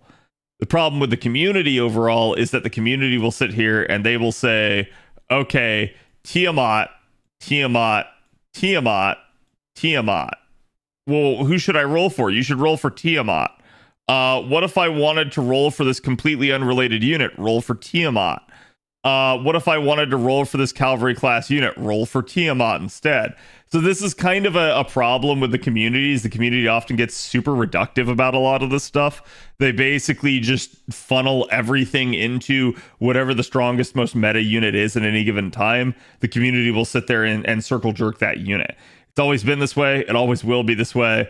But the problem with this sort of thing is the community is kind of right, at least right now.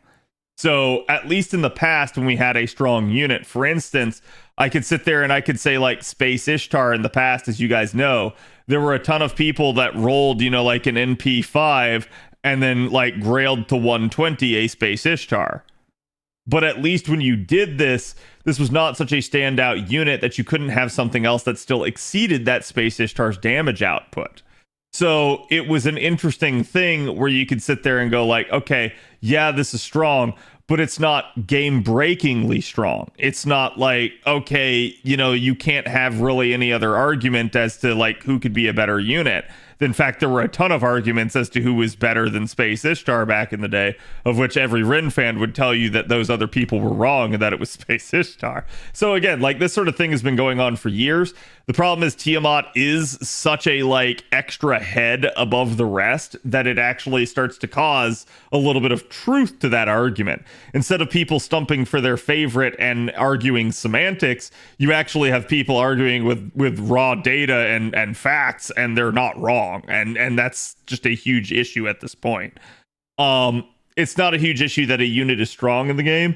It's a huge issue that basically the developers have created an environment where one unit stands supreme, and there really is not a good argument to roll for the other units other than pure taste. And so that results in a lot of browbeating within the community.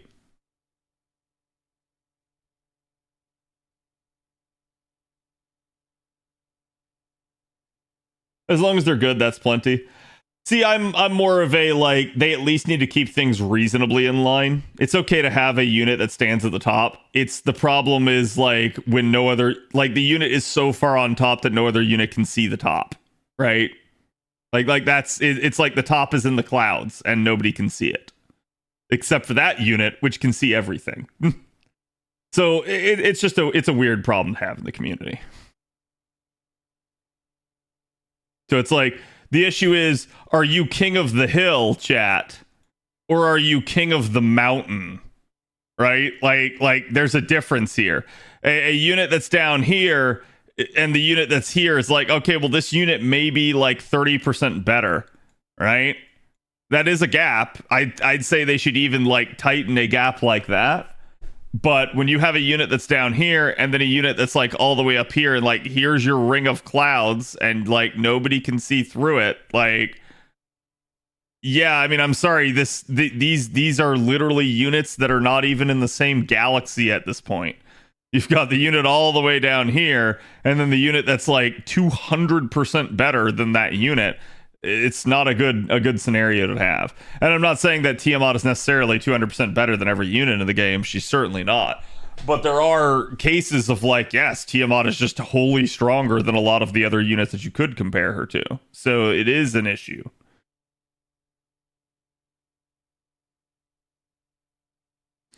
I don't really need her either, so I'm chilling. Yeah. Again, in chat, like, I'm simply making the point of this is how the greater community as a whole thinks. Not any sort of, like, judgment against any one of you guys. People are too hung up on meta. Yeah.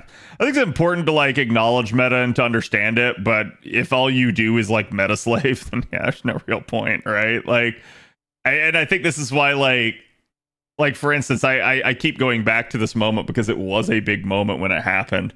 But literally the moment at which Ibuki got out damaged by the buff to Musashi Berserker. There were a lot of people that immediately like threw their hands up and went, what the fuck? And they said, like, this is ridiculous. She's too strong. Why did they make Musashi so strong? And I literally looked right back at them and said, I don't want to hear it from the group of people that has been telling everybody forever to roll Ibuki Berserker because of how strong Ibuki Berserker is. So it's like, literally you had people sitting there trash talking Musashi Berserker, and it's like, yeah, that's why they buffed Musashi Berserker. That's why they made her a lot stronger. Well, they didn't need to make her that strong.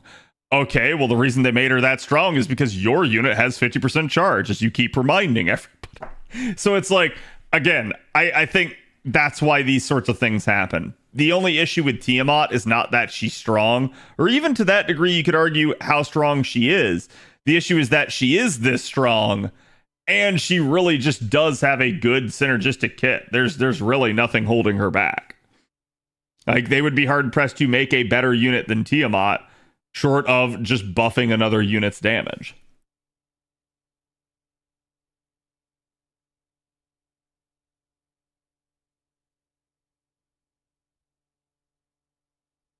And Summer Ibuki has Black Grail looping? Are you implying that Musashi Berserker doesn't have Black Grail looping?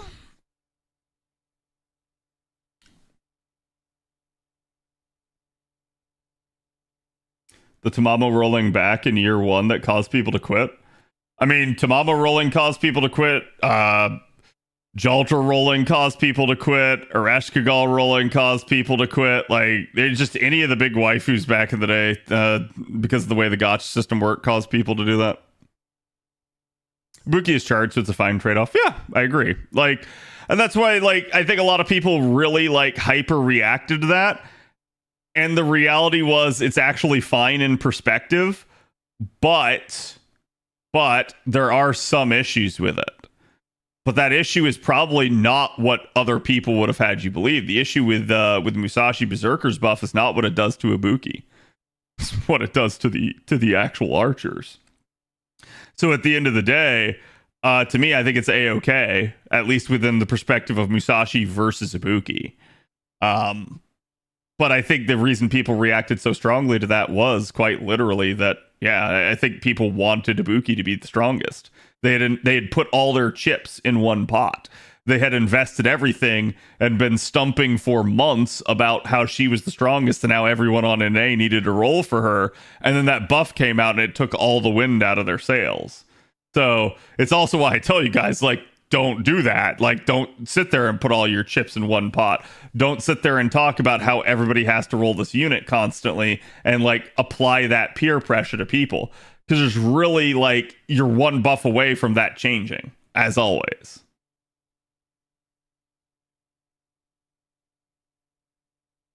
Almost quit when Caster Scotty was released in NA. Wasted over 900 Saint Quits and didn't get her. Thank God I didn't quit. Yeah, I've often told people, if you're ever like thinking about quitting because you're not going to get a role, you need to think of one of two things. And chat, I'm probably one of the only people in all of gacha, let alone this community, that will give you this response. If you are thinking of quitting over one unit, do yourself that favor. Go ahead and quit. You have a shit mentality. It's a good idea to do this because you're going to think about this every single unit and nothing will ever be good enough. You will just keep going from unit to unit saying, if I don't get this unit, I'm going to quit, right? And two, as long as you can get past this, as long as you can get past this shit mentality, it's actually better to stay. And the reason why is because any loss that you might incur if you quit and then try to come back isn't really worth it. You would have been better just to stay and never have quit in the first place. So a lot of people don't seem to understand this, but like, yeah, I've had numerous people that, like, for instance, like quit with like the Ereshkigal debacle and stuff, and then they came back years later and like, man, I wish I hadn't quit. I've lost so much time. I've lost so much like effort. So yeah, it's in general, don't quit. But the reason why I will tell you this is, again, like, there are some mentalities where it's like people have got to realize it's their mentality that's the problem and not like the game itself. Also, the number one surest way to make sure, like, chat, let's say you really want Tiamat. Let's say you don't get Tiamat. What do? Well, if you quit, guess what? You'll never get Tiamat.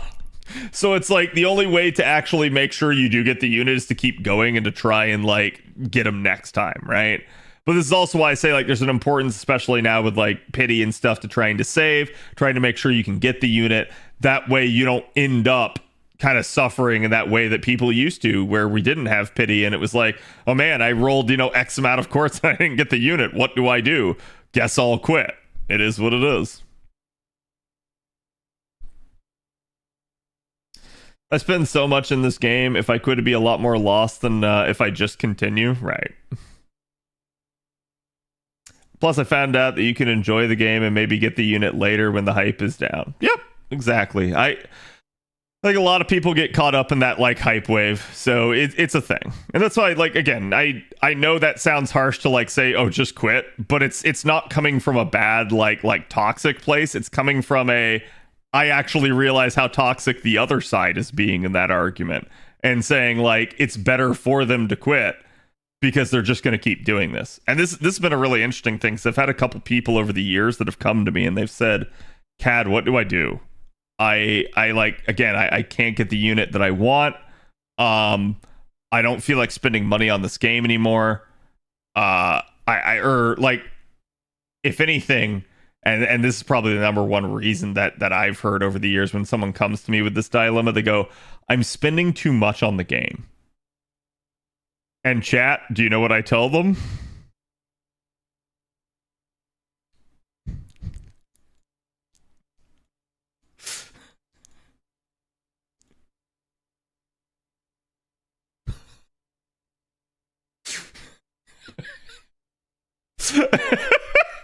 No, so I lead with this line. I always lead with this line. I tell them, if you're spending too much, quit. Stop now. Okay? Like don't get yourself in worse trouble.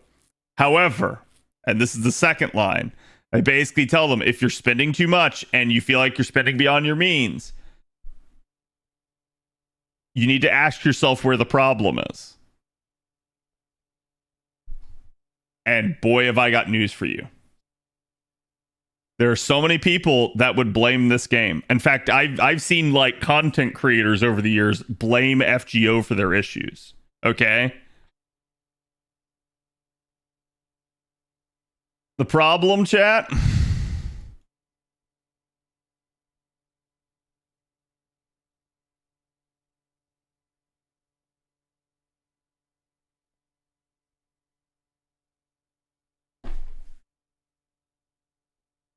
Problem's you.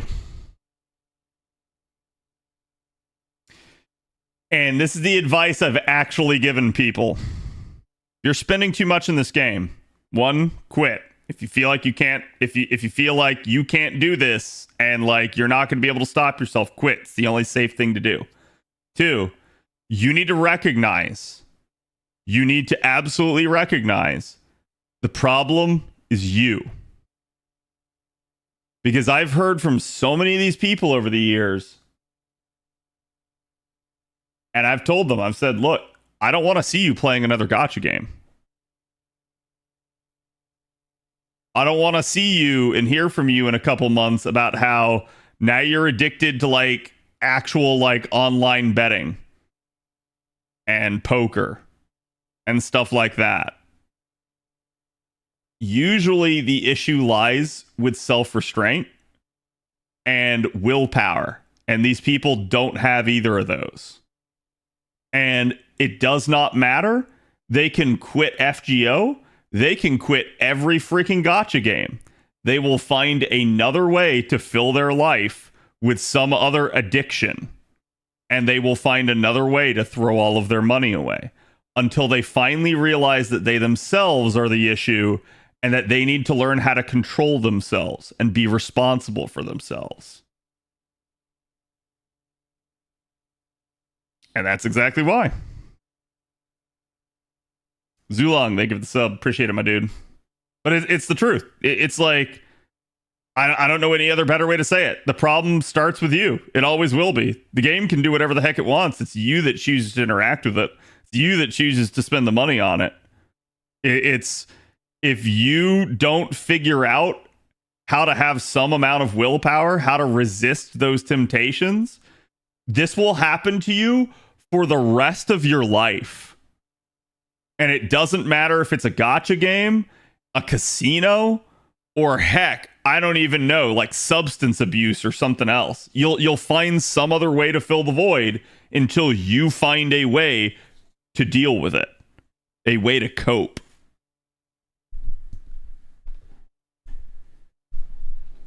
You deserve it. Thank you. Appreciate it. Yeah, chat, can we get some love for Zulong, our newest sub to the channel?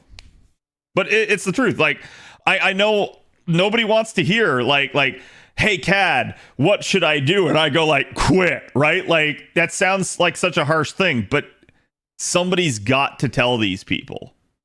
Literally, somebody has to say something and try to make them realize, look, there is a problem here, and it starts right here. It has to. It has to start right here. Because if it doesn't, you'll just keep blaming everything else. You'll keep coming up with any excuse. You'll always say that it's like, oh, it's not me, it's the world, right? Like, it can't be me that's wrong. It's the sexy JPEGs and the like cool sounds and the rush of and thrill of gambling. And it's just like, no, dude, it's you. It's you. You're the problem.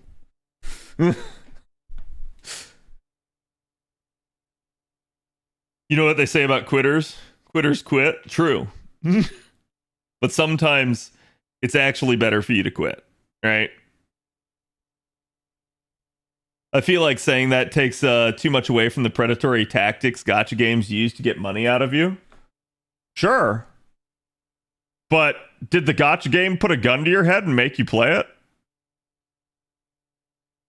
Like, are we trying to exempt ourselves from the responsibility of our own actions? Because you don't have to play the game. You don't have to play any of these gacha games. But at the end of the day, you're the one that's choosing to. So yeah, it's like there has to be personal accountability. And I know some people don't want to hear this chat, but the only person responsible for you is you. There's There's no other way I can put it.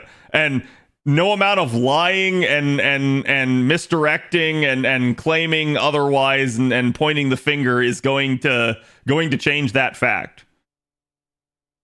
It's a harsh but real truth. And it's like I'm not trying to say like, okay, guys, everybody quit FGO, everybody like nobody spend any money on these games, right? Like, it's up to you to decide. But just be cognizant of that. And if you feel like you're getting in too deep, that's your warning right there. That's where you need to stop, take a breather, take a step back and go, do I really need this? Or is this just me getting caught up in the flurry of the hype, the peer pressure, the desire sensor, right? Like all of that. Like, am I the problem? That's what you guys need to ask. Yeah, they've got to get their big booba waifu dressed like a sexy bunny. Yo, bro, same.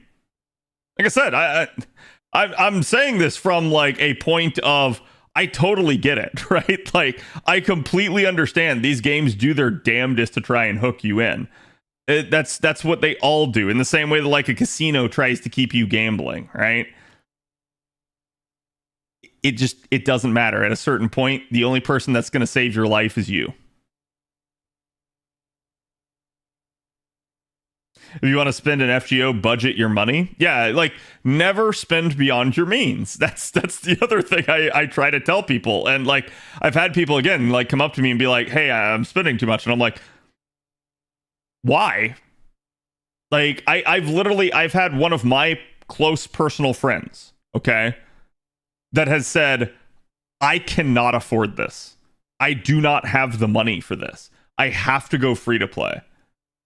And I've said, okay, you can do that. And here's how.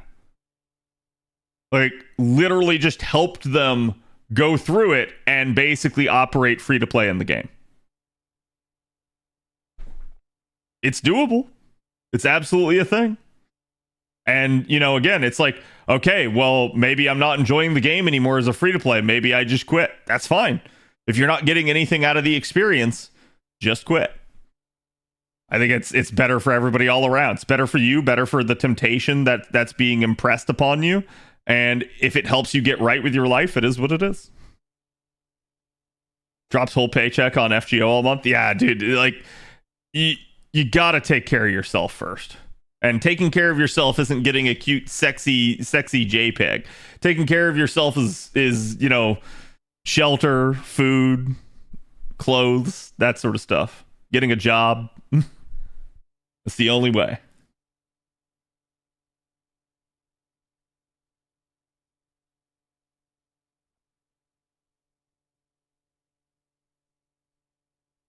I've gone GSSR only lately. Compared to a few years ago, yeah, I mean, I don't blame you. I think that's the better way to do it, right? Like, if you're worried about spending too much money on the game and you only want to spend very sparingly, then the GSSRs are the way to do it.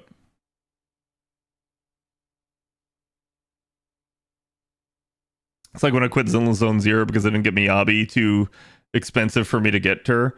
Yeah, and I could tell you, like, you shouldn't quit Zinla Zone Zero if you think you're going to go back to it, but that doesn't mean you should necessarily spend money. That's not me trying to say like, hey, yeah, you should go back and you should double down, right? Like, it's me just saying like, if that's the only reason you were going to enjoy the game, it's probably better to quit. But if you feel like you're still going to go back at some point, then it's better to just not have quit at all. Can we call the gambling addiction number for gacha addictions? Sadly, I think that is a thing. I think the reason that people play so many gacha games, and chat, you can tell me if I'm wrong, but most of the people that play multiple gachas are free-to-play players that play multiple so that they can get their roll fix by basically like staggering which game they're rolling in. That's what I think is actually going on for most of them. They want to be seen as like cool and playing a bunch of them. They also want to literally just like constantly scratch that itch, but they know that they don't have the money to spend. And so that's why they do this. CZ? No, listen. Yeah, and like, yeah, if CZ wants to say that to him, that's fine. But like, I'm going to say CZ at least has another reason to do this. CZ's a content creator. Now, we can say that that's like making an excuse or something, but it's like, yeah, literally, CZ wants content for his stream. So him playing multiple gacha games is not a crazy idea, right? Like, and that's perfectly fine. But I do think there's a lot of truth to this. I think that's why a lot of people do it. Which I'm going to say this.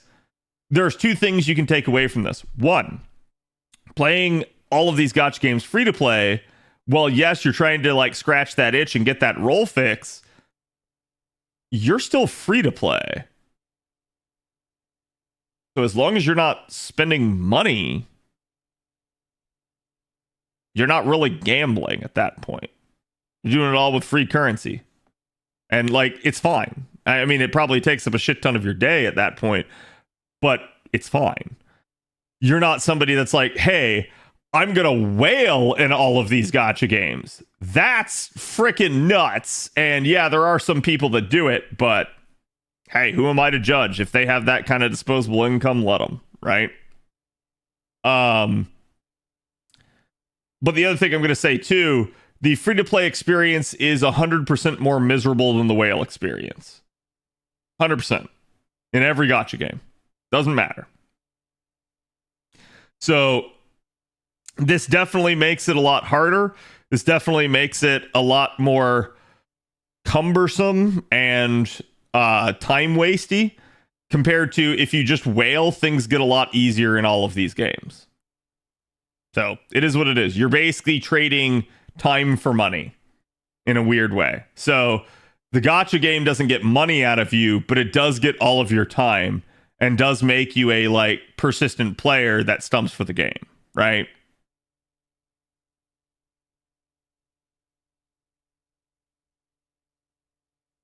These games have the perfect rates to free rewards. Summon rates. Yeah. Pro plays 7 gachas and whales 1. Oh, and whales on all of them. Sorry, I got you. I can't imagine. There are people that do. So it's like, and I'm not trying to like make any sort of judgment. People have their various reasons for why. But this is where I think like, I'm just kind of looking at this from a broad like macro scope of like, this is why I think there's so many people that like are quote unquote in the gacha community and play all the gacha games. That's just why. It's like they literally are just trying to fill that void and scratch that itch. And they know that if they only play one gacha game, they will constantly be tempted, and they'll just sit there and they'll go like, oh crap, now I want to spend, and I know I don't have the money to spend. So instead they pick up another gacha game so that like when they can't roll in one game, they can roll in the other. Right? That's really what it is. They gacha hop. And this is also why like certain gacha games are like such a flash in the pan, right? Like they come out, they like everybody's like hype on them for like a month or two, and then they just like die out all of a sudden.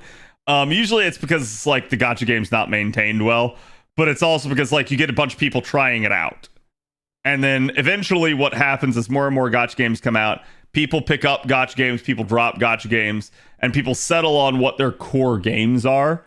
But there's always like that fringe one where they go like, okay, but I need to pick up another one, but I don't really have the time, so I'm going to drop this other one. And that's the thing.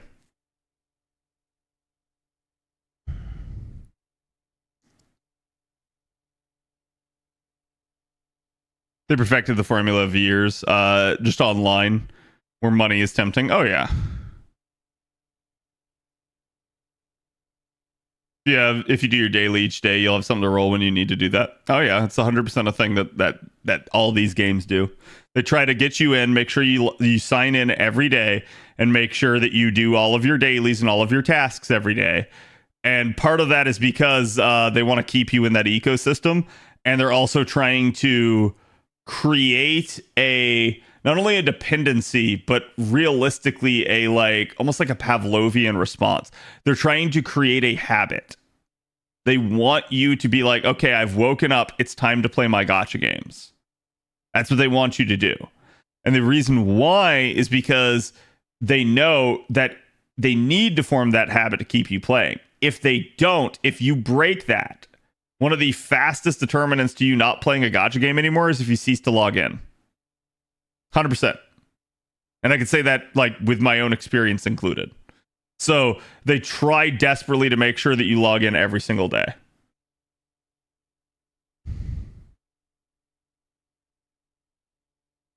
Great story is what keeps gacha games going. Oh, maybe. I don't know, right? Like, I can look at some of this and I can say, like, there have been IPs that certainly have had, like, great stories and great lore within them. I don't know how good the IP, like how good the story was within the gacha game itself. But even in those cases, some of them failed. So I think there's still at least a determining factor of, like, the gameplay and the characters. I think if your game doesn't have good gameplay, people are not going to want to play it. I think if your game doesn't have attractive characters, people are not going to want to roll for them. So I think it's a confluence of story, gameplay, and characters. And you need all three of them in order for people to play. At least long term.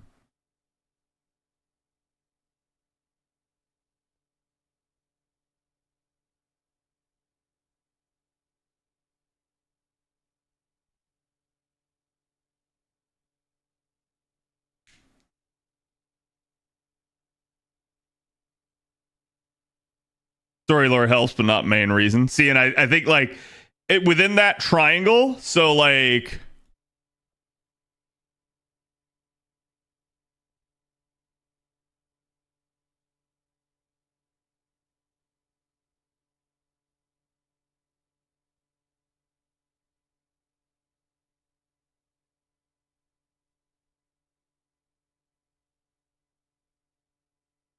okay, so within this triangle chat, some of you may find yourself like up here. Some of you may find yourself split right in the middle between like characters and gameplay. Some of you may find yourself like over here, over here, over here. Like it doesn't really matter. Some of you may find yourself right in the middle. It doesn't really matter. All I'm trying to say is these are like your three pillars of what really drive the game. To a degree, the game must have all of these to some extent. It doesn't mean that you will like, oh man, this game's story is like, it's not as good as like X game or Y game, but it's okay. As long as the story isn't like dog trash, or you just don't give two shits about the story, as long as it is passable, it literally will be something that'll be fine. Same thing with like the characters, same thing with the gameplay. I think like in FGO's case, the story and the characters are great. The gameplay is what most people find pretty middling. So it is what it is. But as long as it's not like bad, right? As long as people don't go like, oh god, I hate the gameplay for this game, it'll probably still be enough to keep them going. Because even though they're like sitting here like right in between story and characters, the gameplay just being passable is enough to keep them in the game, right? So it really doesn't matter. It's just a case of like what you find enjoyment out of. And what you find enjoyment out of is going to move you around this triangle.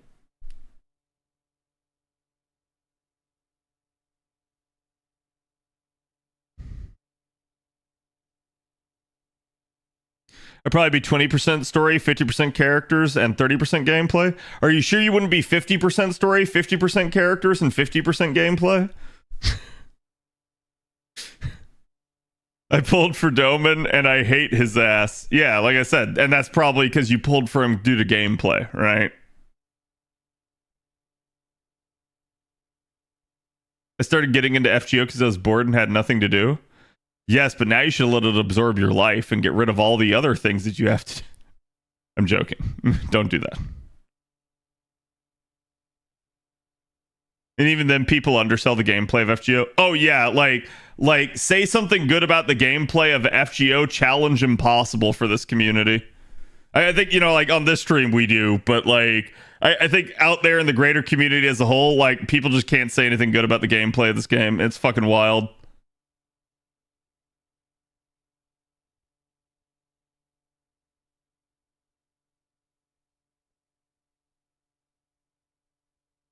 I got into FGO because my friend wanted someone to talk about it with. Yo, you're a real one, JC.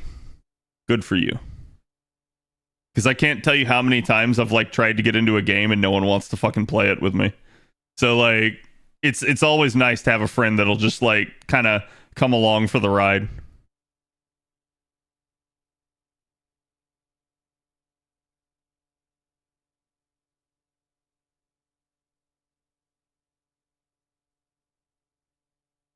Story is nice as long as it isn't terrible. Yeah. Turn-based equal path, they are dumb. Yeah, it is what it is. I wish I had one of those friends. Well, you know what? You too can have one of those friends if you join the Explosion Discord. Sorry, I have to shill for the Discord every now and then.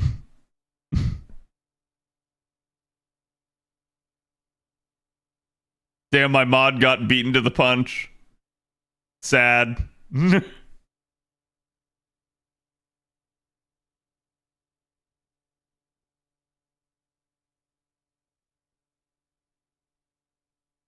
Story is captivating and easily immerses me to follow it for many various reasons. Yeah, I mean, Chad, like, I can't say that with like any other game I've sat down and had long lore discussions and like, what does this mean and what do you think they'll do for the future? Like, about any other story for any other fucking game. FGO definitely has that. Like, I will say, even if the story is not necessarily your cup of tea, it is still an interesting story, no matter what.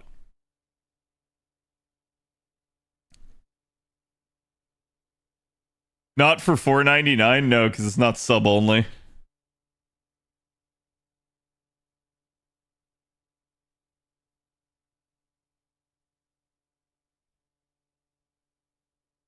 Tell me more about this Discord where fellow FGO fans can talk about the game and have fun together. Well, you see, it's actually not for FGO people. It's actually for my community and the community of the other Explosion streamers. It just has been co-opted by the FGO community at this point.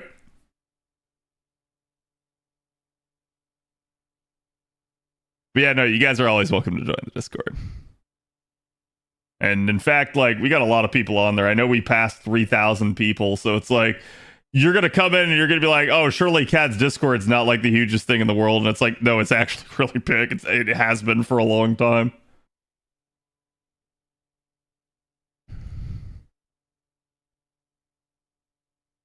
It's a Discord for Aurelia. True.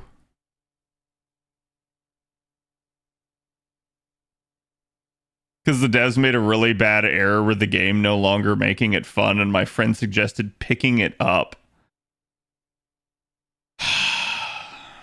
Yeah, I think, like... I think in general for, like, video games, developers are going to have to get a lot better about listening to their communities. Obviously, gacha games has been a problem for years, but, like... even in like normal video game making, this is becoming more and more of a problem where everybody's just assumed about like, or consumed by like towing the corporate line and stuff. And like the developers are not actually listening to their communities anymore, and they're causing major issues. Like, for instance, I know in like Marvel Rivals today, they announced like that the half season update that's coming on the 21st, which we're getting like 2 new characters for that and all that. But they said, oh, okay, well, we're going to hand out the half season rewards, which everyone thought were the full season rewards. And now we're going to reset your ranks back. And the community is like, what the fuck? Don't do that. Like everybody kind of hated that idea. So it's one of those deals where it's like, I really hope they listen. It won't be like the end of the world if they don't, but it's going to be something that will stick in people's minds, and it will become a problem, and it will like become a point of derision basically with the community against the devs if the developers go through with this decision. So it's a problem, right? Like, that's where I'm trying to say, like, each one of these games over the years, especially when you're live service, has problems. Those problems need to be addressed. The developer's job is to kind of triage and go like, okay, which problem needs addressing the most? Which problems are actual problems? which problems are not problems at all, but the community is complaining about it. And if the community is complaining about it, is there some truth to it, and is there something we can do about it? That's the developer's job. But sadly, for a while here, we have not been having a lot of luck in terms of recent developer changes to things. Like Larian, for instance, with Baldur's Gate 3 has been a like bright, shining example of like, yeah, here's how to do it. And thank God for them, because like so many other developers before that have not been a good example. And we need a lot more of that in video gaming nowadays, because that's how it used to be. It used to be like developers really did try to listen to feedback. Nowadays, it really doesn't feel like they do.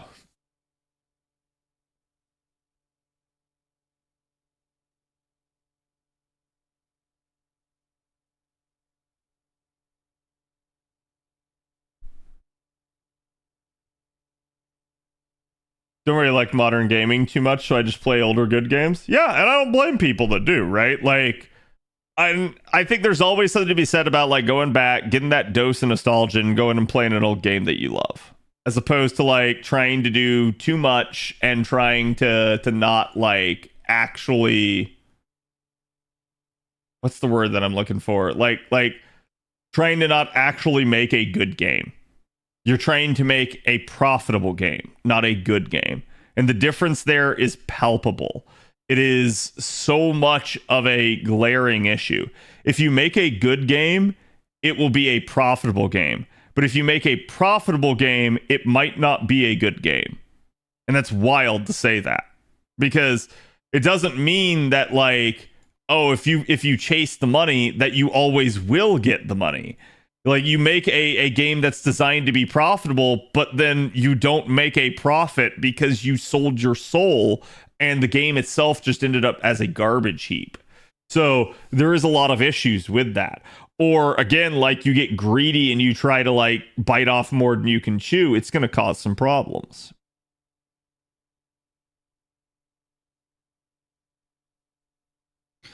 Respect the hell out of Nintendo for not milking Legend of Zelda Tears of the Kingdom and making a great game. You know, I kind of agree, but on the other hand, Tears of the Kingdom itself is somewhat of a milking of basically whatchamacallit, a Breath of the Wild, right? So like, you could make an argument that they did milk Breath of the Wild, and that's what Tears of the Kingdom is. But I agree with you. It's like they could have microtransacted it to all hell and like done more with it. It's just a spiritual sequel and it works. So yeah, I think Nintendo is usually pretty cognizant of this. It doesn't mean that they don't do microtransactions and stuff, but it does mean that their first and foremost desire usually is to make a good game. And I think that is something that over the years is definitely shining through. Like, I can't tell you how many like console war plebs I've seen over the years that have sat there and like screamed their head off at each other about which is better between PlayStation or Xbox. And then you bring up Nintendo and they all turn and go like, oh, well, Nintendo's crap. Like their console can't even do that much. And you go like, what do you mean? Their console outsold both of your consoles combined. So there's something to be said there about like, yeah, people can argue which one's the best till the cows come home, but it's clear that Nintendo's doing something right. Whether or not it's like, it's not pushing the boundaries necessarily of capability in the graphics department, but it's pushing the boundaries of playability. It's pushing the boundaries of comfort. It's pushing the boundaries of usability that really kind of matters to your average person. I wish Nintendo would bring their games to PC. That's not going to happen. Yeah, I think Nintendo rightfully is acknowledging the fact that exclusives are and always have been what drives console sales. And so they just are going, nope, not going to do it. Not bringing it to PC. If we don't, we won't sell a console. We won't sell games on our console. No one will get our console. Second, we bring it to PC, everyone will just get it on PC instead. And they're 100% right. Because look at what happened to Xbox. And look at a little bit to a degree of like what happened with the PlayStation 5. PlayStation 5 outsold the PlayStation 4. But it doesn't matter. Because basically, we're at this point of going, even though it may have less of a percentage of overall gamers actually got it. And the reason why is because nobody really wanted it due to the lack of exclusives for it.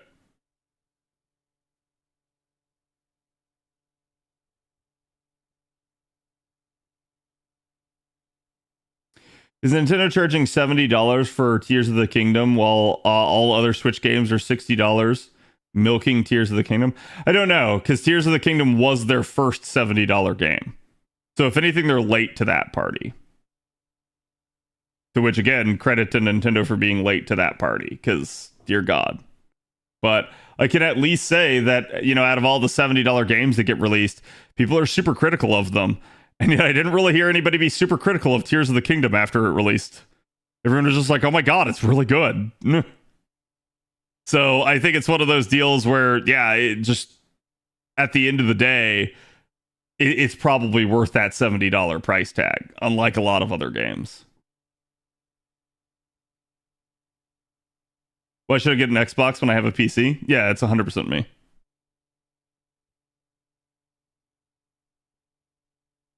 It was not there first? Well, what came before it? Because I remember the messaging being that it was their first.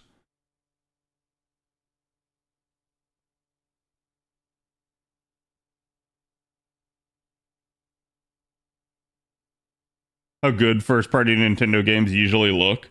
Yeah, I mean, they always go for like a stylized approach, but it looks really, really solid. And I think that's something they work really hard on. I think Microsoft's actually trying to kill the gaming department. Okay, so allow me, chat. You want my initial analysis of Xbox and Microsoft? So here, let's go back, and this is how I remember it, right? So like, you'd have to go like super far back for any of this to be different, but like your original major players in video games were like Nintendo, Sega, and so, well, PlayStation. Okay, we'll call it that, right? So you had the Sega Genesis, the Sony PlayStation, and the original like Nintendo Entertainment System. Well, actually, I say that you have like I think it was Super Nintendo was when Sega Genesis came out, but regardless, like these were the major players for a long time. Like before that, you had like Atari and other stuff, but Sega ends up kind of getting out of the business. They go more to the publishing side of things and less for like consoles. Okay. And then it's kind of Nintendo and Sony for a long time, but then you have Microsoft come in over the top of Sony, or basically replacing Sega.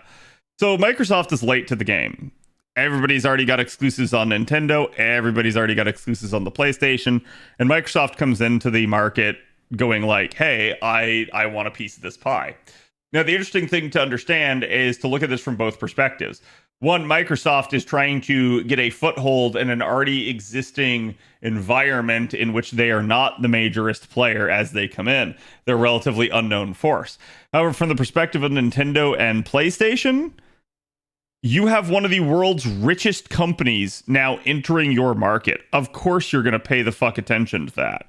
So Nintendo kind of goes their own way this entire time and does whatever the heck they want to do. Nintendo basically stands apart. And so for that, we can draw a line right here and just show Nintendo kind of going up over time as it being what it is. Whereas Microsoft comes into the market and they immediately have problems. That is to say, their original console sells okay. Their follow-up console actually sells really well. But the issue at play is Sony is just that name, that household name and brand. And meanwhile, when Xbox is first coming out, there's some novelty to it, but everyone's kind of going like, what the heck, Microsoft making a gaming console? And so like they have to get over that hurdle at first of like just cultural acceptance. And so one of the ways in which they do it is they try to come out with a lot of exclusives because they, again, realize that that's a thing and they really try to go for that. But at the end of the day, PlayStation has been doing this for years before them and has so many more exclusives than Microsoft could ever hope to have. To get to kind of that 360 and PlayStation 3 generation, and the 360 actually sells really well. Just about everybody and their brother has a Xbox 360. You had the whole red ring of death memes and stuff that was causing them issues. But at the end of the day, that is definitely their most successful console ever. They had the highest amount of market share with that because a lot of people bought it. And it was a good console. It was really, really solid. But Sony was already kind of miles ahead again, because even if you tried to look at things like the exclusives, what ended up happening is Sony had the Blu-ray player. Sony ended up also really trying to go digital starting with that generation, and that really hurt Microsoft.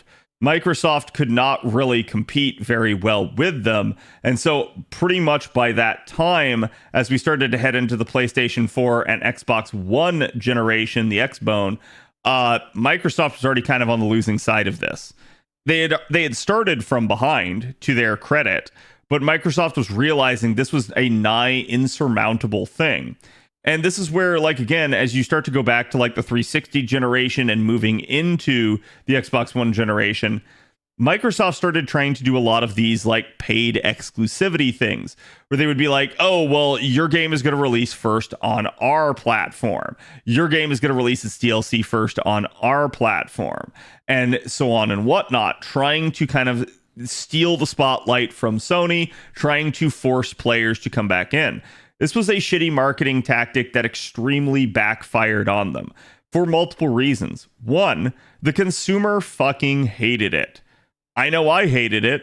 I know everybody else that pretty much talked about it didn't like it, because it was basically blackmail to try and get you to get on their entertainment systems. And that's fine to a degree, except for how, again, consumers have their preferences. Microsoft didn't like the fact that you had a preference for any other console, and therefore they were trying to do their best to counteract it. But they had forgotten that exact same mantra of when they first came in. Again, you look at something like Halo and you realize that Halo was one of the big keys to Xbox's early success. And actually, like, Xbox had quite a few like exclusive games for it in the original Xbox and 360 generation that were really good. And they just stopped making those exclusives. I don't know why. Maybe they were paying an arm and a leg for it, but they kind of just stopped, and they started instead trying to just straight up buy exclusives from the various studios rather than actually like sponsoring them and producing them. And so, like I said, that kind of backfired because the consumer didn't like that tactic, but it double backfired because, you know, as much as the consumer didn't like that tactic, you know who really didn't like that tactic? PlayStation. Sony fucking hated that. And Sony made it their goal to basically be like, anything you do to us, we will now return in kind. And so Sony started buying exclusives back for them, and you had this little bit of exclusivity war going all the way back and forth between them. This was a major problem for years, and again, the consumer freaking hated it. We've thankfully started to get away from that because I think both sides have realized the consumer fucking hates that. But this double punished Microsoft. So again, everybody built their digital library instead on the PlayStation side of things because PlayStation had far more exclusives, and Microsoft had stopped emphasizing those exclusives, instead going for timed exclusivity payments, and that really didn't work for them. So then you end up with the current generation, and Microsoft just kind of threw their hands up and said, okay, we are going to put everything on PC, and we are going to lump all of our eggs into a different basket. PlayStation and Sony are a little bit late to this, but a little bit, this is the reason why, if you ask people who has an Xbox Series S, who has an Xbox Series X, very few people actually do. Why? Because most people just go, well, it's available on PC. Why the heck would I buy the Xbox? And there's some truth to that matter. Your PC is a more capable device than anything Xbox can produce.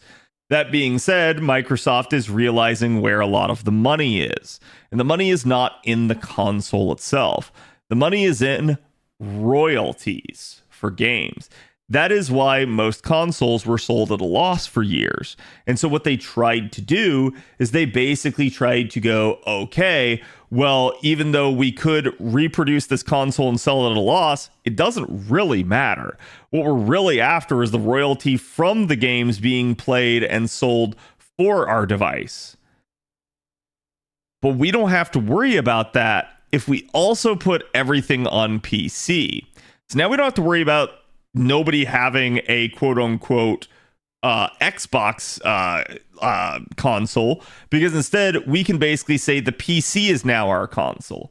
It's really not. And this is one of the reasons that over here you have, I'm just going to say Steam, and Steam is a world apart in and of its own and just keeps going and keeps making money. But this is why like everybody's getting angry at Steam, and there's a lot of like pressure on them externally, is because Steam is actually low key like a monopoly at this point, but it's a consumer created monopoly. It's not a monopoly that Steam tried to enforce.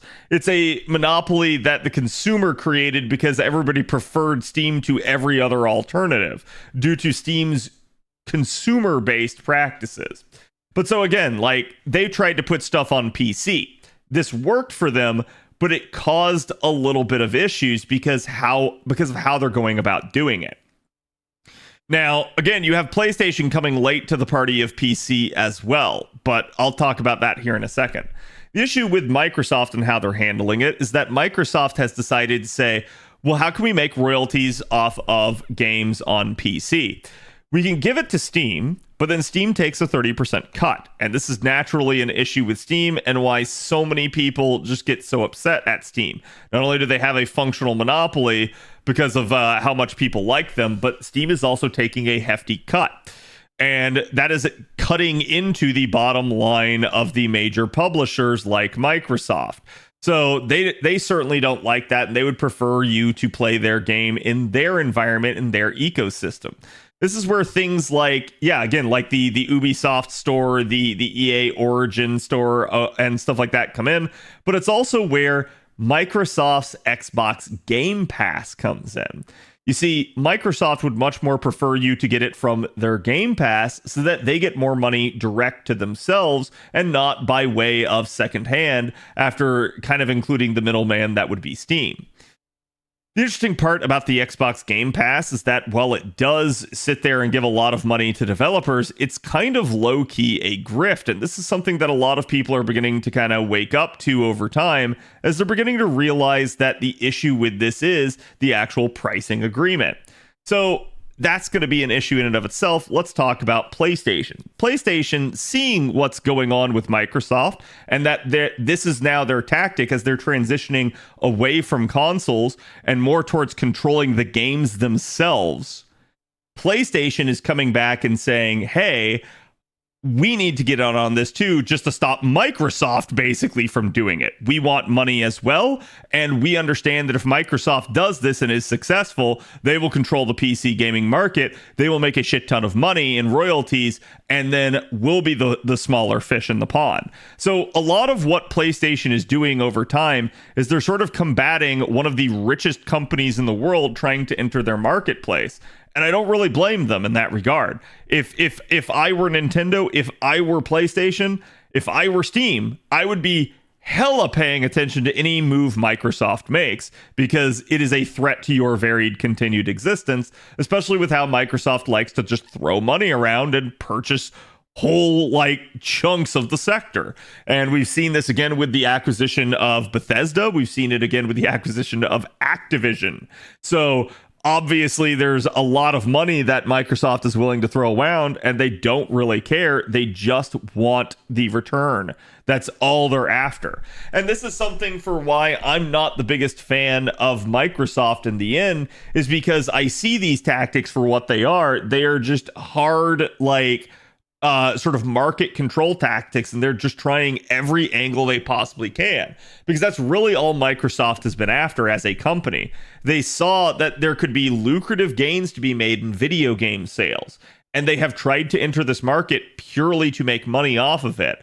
And I don't really blame them. I'm not saying that like this is a bad idea, but the way they're going about it has been by far the most aggressive compared to Nintendo or PlayStation, or even Steam for that matter. Microsoft has been the bull in the china shop from day one, and it's been blatantly apparent. Now, it doesn't mean that like Sony and Nintendo don't have their own issues. Nintendo has the issue of being extremely overbearing with copyright law and really how they enforce against content creators. That's been a thing for years. However, there is some like necessity to that, as they do have to protect their IPs. But they could probably relax on it at least a little bit. PlayStation, on the other hand, has done some ham-fisted stuff like the PSN requirement that they're now beginning to realize was actually stupid, and they're relaxing that. But yes, certainly within the time period of them doing that, PlayStation also fucked up and shouldn't have been doing that. So now we kind of get back to both of these kind of coming onto PC. So let's talk a little bit about Game Pass. Now, Xbox Game Pass, like I said, is a little bit of a grift. And the reason to understand why, and I talked about this the other night, is that Game Pass and what it does has this interesting sort of effect on the overall marketplace. So Game Pass wants to give a lot of money to developers. That's one of the reasons that they kind of use to hook devs in.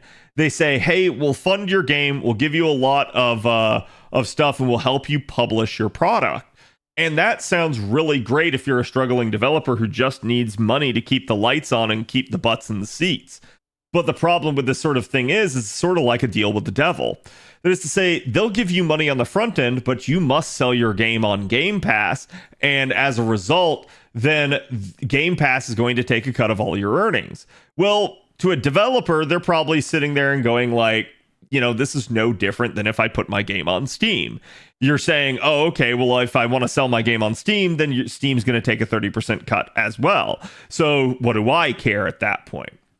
The problem is this is sold based off of kind of two lies.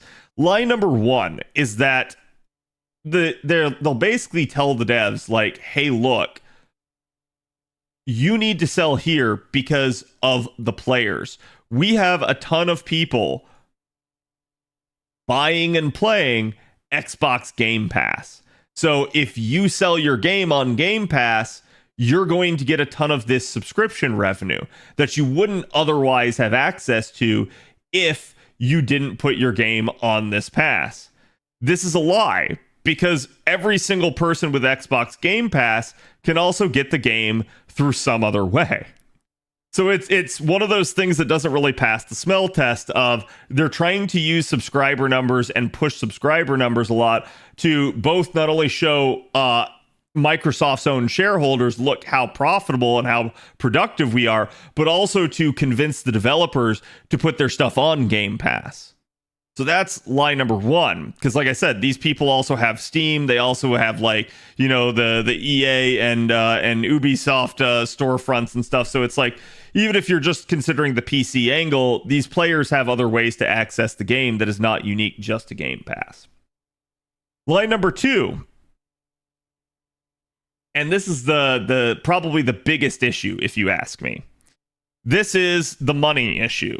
This lie that hey, if you put it on Game Pass, you'll be highly successful, you'll reach a bigger audience than you otherwise would, and you'll make more money. This is not true, and we now know this because several of the developers, after the fact, now with some of their subsequent games, are choosing not to go on Game Pass. So if this were true, why would developers ever buck Game Pass? Wouldn't they always release their product on Game Pass if that were the case?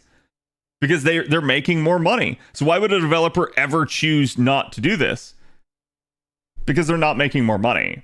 That is to say, a lot of developers are sold the lie on the front end to help them get their game out, but then after the fact, they realize they actually didn't make jack shit off of it. And this is an easy thing to prove. Because, again, I've talked about this a couple of times on stream. So let's say the going rate for a video game right now is $70. Now, I mean, we can dispute that till the cows come home. But regardless, if we just look at it from this standpoint, if Steam takes a 30% cut of that, then it's basically going to end up being, let's see, what's that? So $21 would be a 30% cut, right? So you're going to make $49 out of the $70 game. That's a significant cut, right? So they're sitting there going like, hey, yeah, you're going to have to give Steam all this money. You're only going to make like $50 out of the $70 game. It's not going to be that much. You could probably make more with us. The issue at play is, how much does anyone pay for an Xbox Game Pass subscription? The answer is like $15 maybe. Okay. Why? Well, there's technically now a premium tier that they came out with, but I'll get into that in a second. But the issue at play with this is that you're only getting that normal subscription revenue. Okay. And the reason that I say maybe is because I don't know about you guys, but for me personally, I've gotten multiple deals to basically get the Xbox Game Pass for free. Because again, what they're really trying to push is those subscription numbers. They're hoping that by giving it to you for free, one, that on the front end, it boosts their numbers, and two, that on the back end, they can convince you to stay for more subscription revenue. So they're trying to get everybody into the ecosystem. But if you're like me, you probably tried it out for a month or two, played a game or two, and then you didn't resubscribe, because why would you pay every single month for this when sometimes you play free-to-play games? Sometimes you just want to support the developer directly by buying their game, because again, it's more money for the developer. So when you start to think about it this way, they get $15 from, say, one person. If that one person within that month buys one game, then that game could, in theory, get $15. But we also know, sorry, I did 11 there. We also know that's not the case. Why? Because Xbox Game Pass has to make money. There's no way they're giving a shit ton of money to developers with no return on investment. So that number is somewhere south of $15. And that's assuming that that's the only game that they download that month. What if the person downloads multiple games and plays multiple games? Does Xbox pay them out? I don't know. I don't actually know the ecosystem here, but I can tell you one thing. Even if they got $15 direct with no reduction, it is still wholly less than the $49 they would have gotten off someone else. So the only way that this actually works is, at this point, if they get full price and the person subscribes for 4 months or more. If they subscribe for even 3 months, it's still a net loss.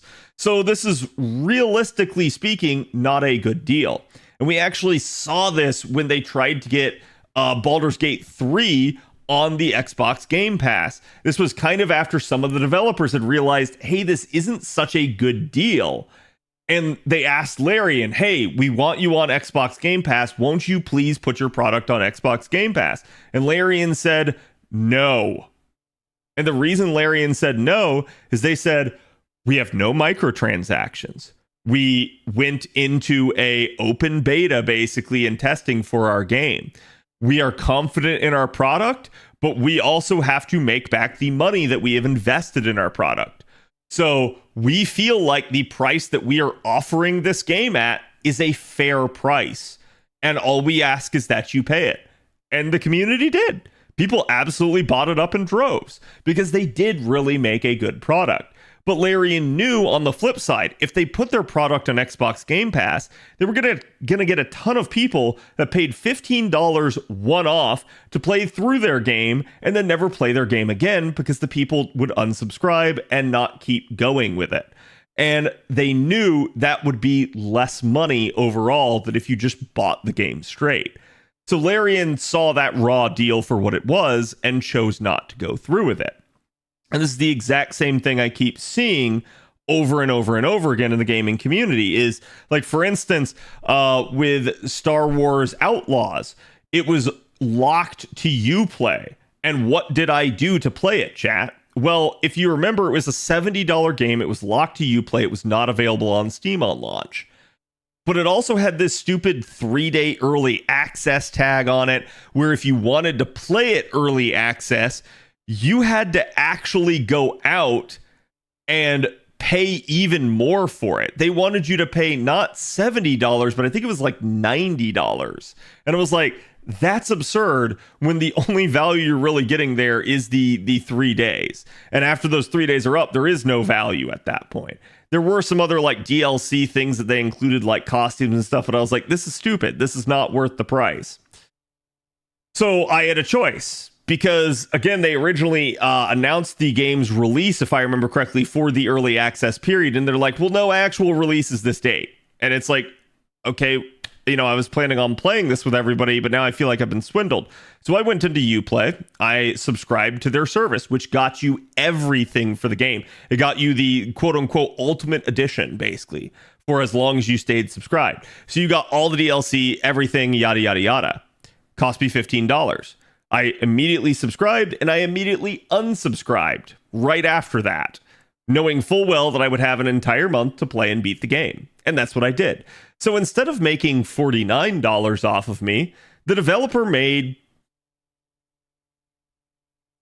15 at best, not assuming like overhead and other stuff. Okay. Now, I've said this before, I'll probably pick up that game because I did like it now that it is on Steam. But I'm going to wait because I've already played through and beaten that game. So I don't have a hankering to buy that game right now, which means I'm going to pick it up on sale. And basically, due to the way Ubisoft operates, I'm going to wait till it's on super sale. So I'm going to pick that game up probably for like another $10 to $15. So they're still only going to get like $25 to $30 out of me when they could have just done things the normal way and gotten $50. This is what these companies don't really understand at this point. I get it. They're probably going like, hey, if the alternative is that like I would get no money whatsoever because you just wouldn't pay the $70 price tag. So we're going to offer it for $15 for a subscription, that at least we get something out of you. Maybe there's some logic to that. But also, I feel like over time, you'd just be better to just go ahead and sell it straight up. Doing these weird marketing tactics doesn't really gain you money in the end, I feel like. And so again, as we come back to Xbox Game Pass, you have this conclusion that, one, we know for a fact Xbox Game Pass is not growing. It's apparently stagnant in terms of its subscriber numbers. Why? Because they've achieved market saturation. That is to say, they know that enough of the market knows about it. People are cognizant of the product, and yet people are still not buying into the product. Why? I don't know. There's probably multiple reasons there. But the issue at play is that their subscriber numbers have become a little bit more constant, and as a result, they are not achieving that growth. The problem is, with this system, the way it's presented, they need that growth. And they themselves have said this. Xbox Game Pass is supposed to grow in numbers steadily. And the fact that it keeps missing its marks for what they're projecting it to hit is a huge problem for them. So they have put all of their chips into Xbox Game Pass. They've gotten it out of the actual console and exclusives. And they've decided basically, okay, what if instead we go for Game Pass and we try to get everybody hooked on a subscription model for all of our games? Well, you can try that, but now it's not growing and it's stagnating. So this is a huge problem. When you put all of your eggs in one basket and someone drops the basket, what happens to the eggs? They all break. And so this is sort of an issue that they're having.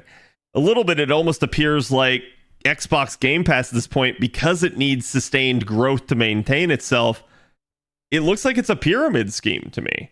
It looks like without more people subscribing for longer and longer and longer periods, they cannot maintain their actual programs of giving money back to the developers to help them produce their products. Not without they themselves bleeding cash and investing it themselves into the actual pass in order to make it work. And that may be a thing, but I do think that they're having some sort of issue with this over time. And I'm wondering if this is maybe part of their tactic for now trying to purchase more of the studios. We were convinced at first that this was to get them exclusives and for them to put it back, but I'm wondering if they're shifting back towards exclusives a little bit away from Game Pass now that they've realized that the Game Pass is somewhat stagnating. So it is an interesting dilemma nonetheless, but this is what Microsoft as a whole is trying to do with the market right now. They are trying to control the video games because they've already like kind of swung and miss with regards to the console. They're not going to stop producing the console probably, but they're just kind of de-emphasizing it. It's like, if you want to buy an Xbox console because you're an Xbox fan, go for it. There's nothing wrong with that. But also, we're not going to really try to like push this and sell it as if it's the main money-making generator, because it was already being sold for a loss. They weren't really pushing the exclusives for a long period in time, but now they've come back and they're trying to buy studios. One, I think, to make sure that those games go on Game Pass, but two, also to just get the royalties from those games that are getting made. So it's an interesting thing, but I think at the end of the day, this is really all they're after. Is they have switched their focus to the Game Pass and subscription model and switched it to royalties off of the exclusive games that they make. And they're just trying to do this in a sense to keep it out of like Sony and Steam's hands as much as possible. It doesn't mean that they can entirely, because again, recent news has indicated that they are actually going to be putting way more games on PlayStation than they were before. And so as a result, I think even now they're kind of beginning to cave, and they're realizing that they have to do this. They have to get money. But this is also one of their tactics, I think, to say like, well, hey, it doesn't matter if our game releases on Sony. It's better to release our game in as many platforms as possible so that we get more royalties from it. And they're not wrong. And I think Sony sees this, and this is why Sony is starting to bring their games to PC as well. So you may see an exchange where Sony starts to release stuff non-exclusively in the future. So we're hoping that, in a weird way, they have each screwed each other over so hard that exclusives actually go away. But we'll see. We don't know, because this is just how these companies are currently acting, and they're very fickle, and they absolutely just kind of butt heads all the time. So they maybe end up kind of like right now we're in a period of relative peace where they're kind of exchanging that stuff, but they may pull back again with like the next generation and stuff. So we'll just have to see.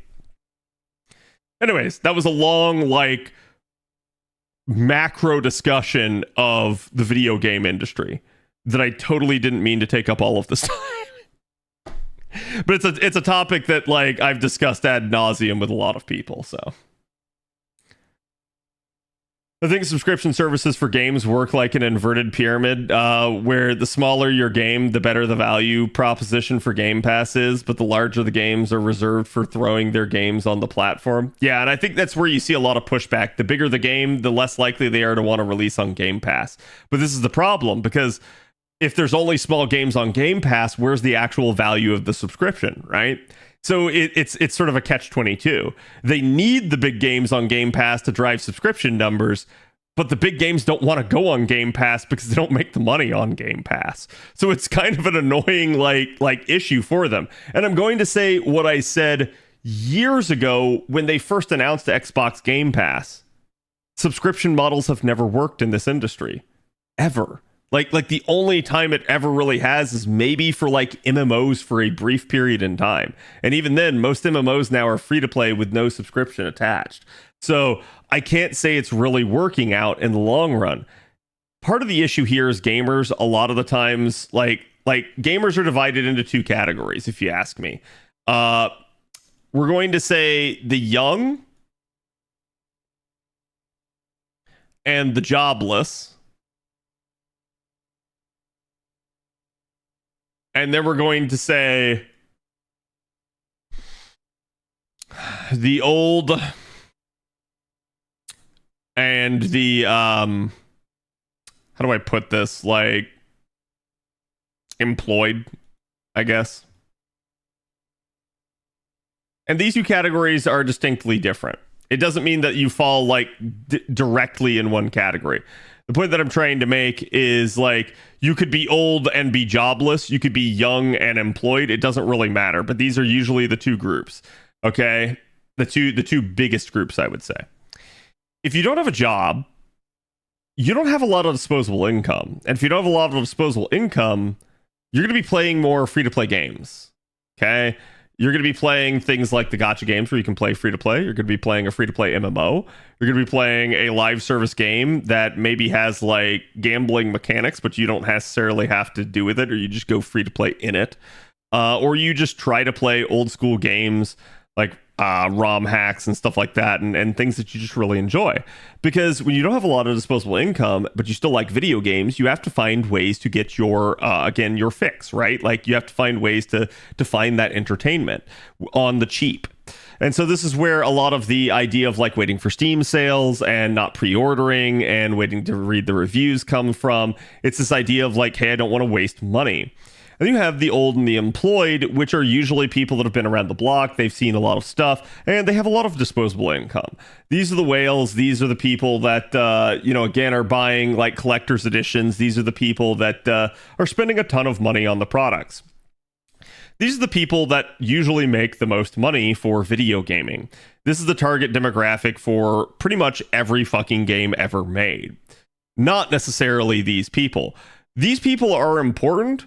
They are super necessary to create popularity and to drive interest in a game. But ultimately, these are the people that are actually funding the game and making it a profitable experience. So you have this weird sort of breakdown at this point of people really, really want this, and they're trying to extract as much of it as possible. But over time, you started to see that, the employed group of people also doesn't have a whole lot of time. So this ends up in a weird confluence of, I don't have a lot of time, even though I have a lot of money. So you can either offer me a way to like hyper accelerate and skip and pay to win, or I can just not play your game. Like, that is to say, if the game is somehow too punishing and too time consuming for the employed person that doesn't have a lot of time but has a lot of money, you're not going to get the money out of that person because they just don't have the time to actually spend on your product. So this is why you see a lot of like weird game design issues over time, where you have things like jump potions and again, like paid level increases, where it's like people don't actually have the time to sit down and play every day. And so they're offering this sort of like kind of cut the line and jump the line type of deal that's just going to cost you money. And then the young and the jobless, the people that have a shit ton of time, but they don't have a shit ton of money, are sitting there on the other hand having to do everything and be super grindy, and they're the people that they keep in the ecosystem and try to milk as much as possible, seeing if they can convert them eventually into this group. But it's very difficult to do, because if you don't have money, you don't have money, and nothing in the world is going to change that, short of you going out and like getting that job or finding some sort of windfall to actually get the money from.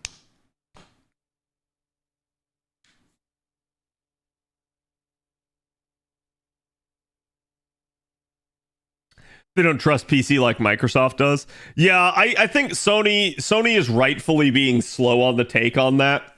A lot of people are just being like, oh my god, Sony's so stupid. Why would they make these mistakes? And I'm like, keep in mind, Sony hasn't really ventured into PC gaming before. Whereas like Microsoft has kind of just lived in it for years. So this is actually Microsoft sort of leveraging their advantage.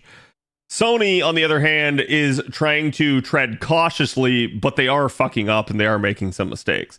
I do think eventually Sony will relax that a bit, and you kind of already see that here some, as they've now announced that their single-player games will not require PlayStation Network login. They'll just incentivize it because they want you to. But apparently for multiplayer, they're still going to require it, and I think that's... there's probably a couple reasons for it, whether or not the community agrees with it.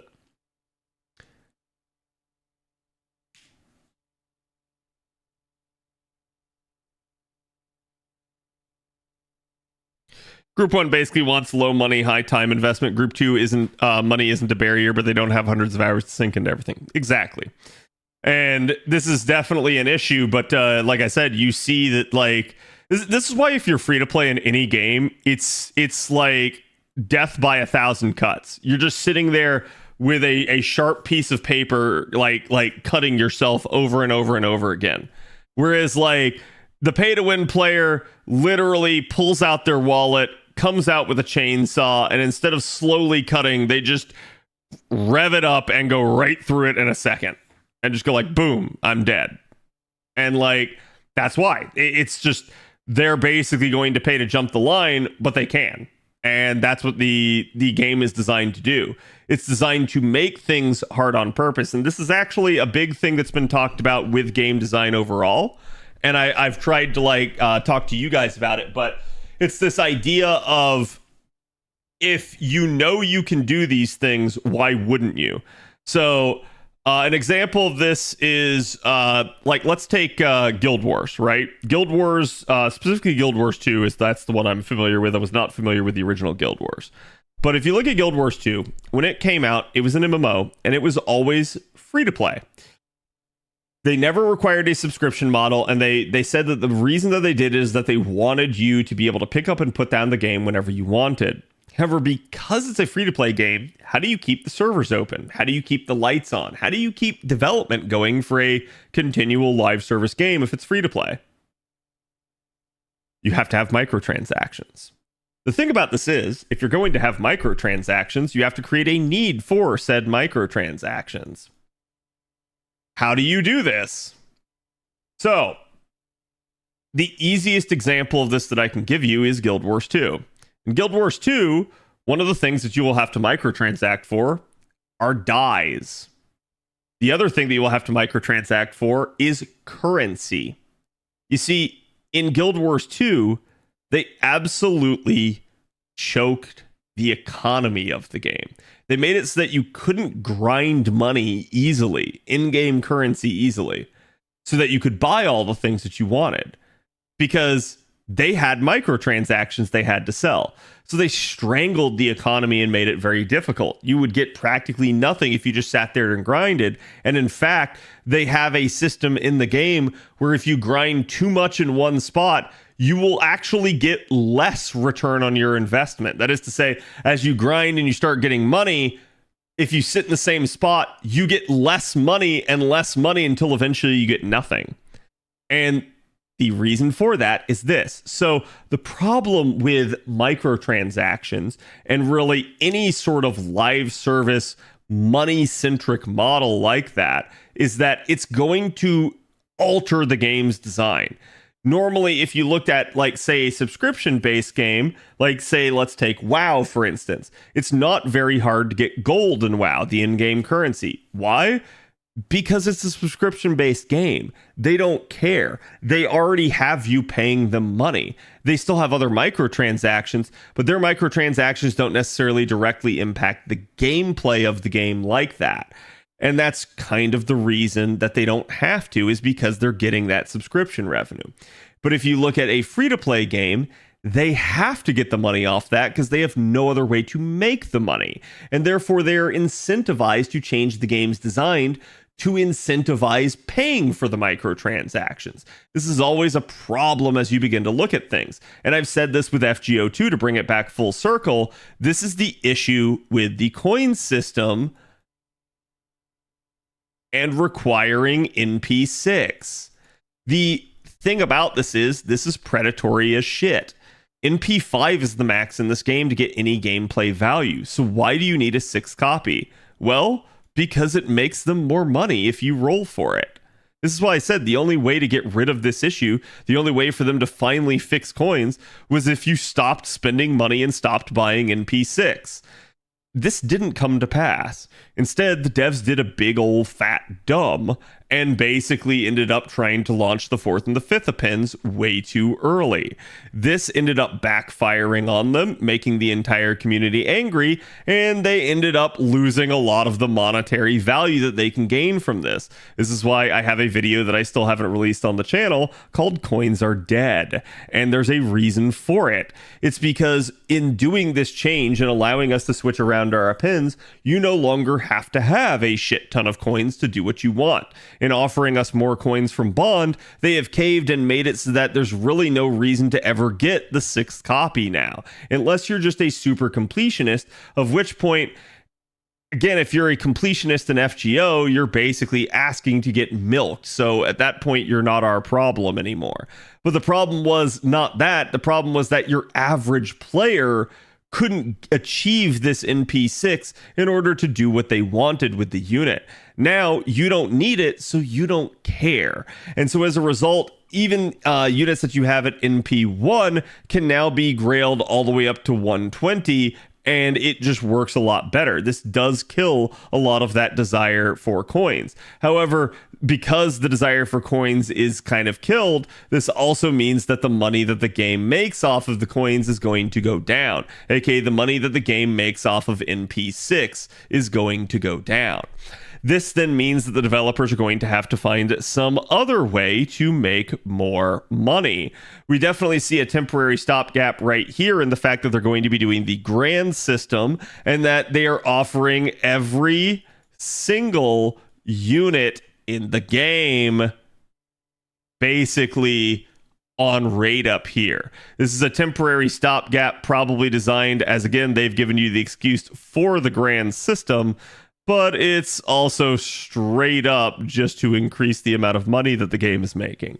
So it is a thing to keep an eye on and see. But I'm going to tell you what's probably going to happen is eventually the grand system or some other system after the grand system is going to be designed to increase that monetary value again and make back that money that they kind of lost when they, you know, again, had to gut the coin system there by giving us the actual thing that it needed. And this is also why, like, if you go all the way back to the very beginning, people were hopeful that they were going to get more coins. Then there were developer promises that they were going to fix the coin system, but the developers never did. It took them actually stepping in shit and the entire community getting angry before the developers finally caved. Because again, at the end of the day, whether we like it or not, it was all about the money. Always was. That's the whole reason you weren't getting the fix. Because why give the community the fix? We make more money if you don't have it.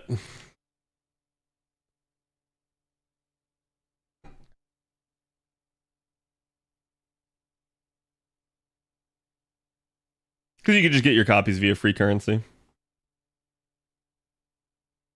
Yeah.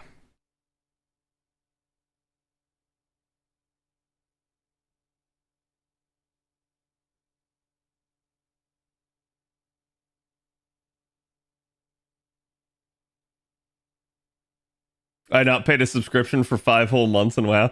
You're talking about like the in-game like WoW tokens and stuff that you can get? Yeah.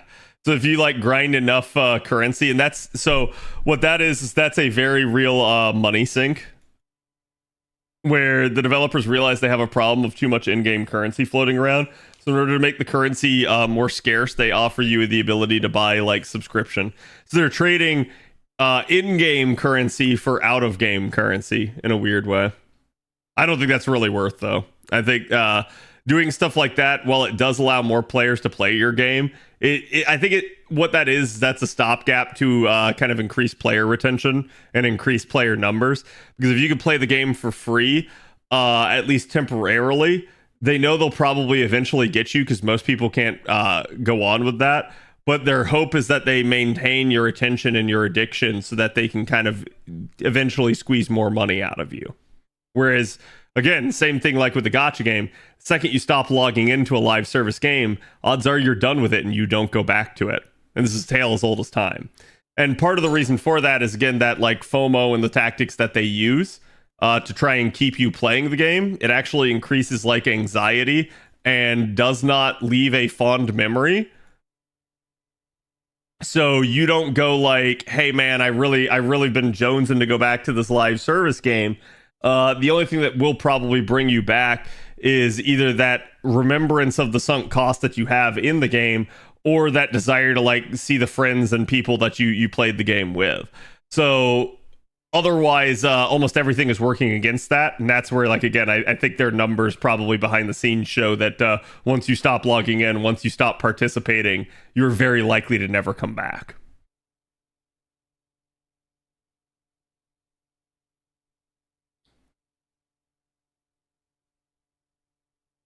Post rework, if you NP6, that's on you. Yeah, 100%.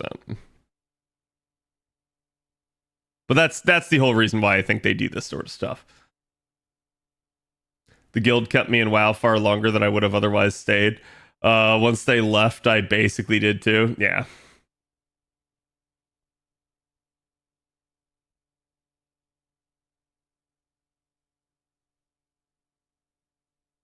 They thought the player base was going to roll NP8 post append update. I think the developers low-key knew. And like, you know, I think there's some debate, right? Like, we can all assume good guy dev is just caught in the middle. Like it's an assumption to say like, oh, like big corpo rat, you know, was greedy and wanted money.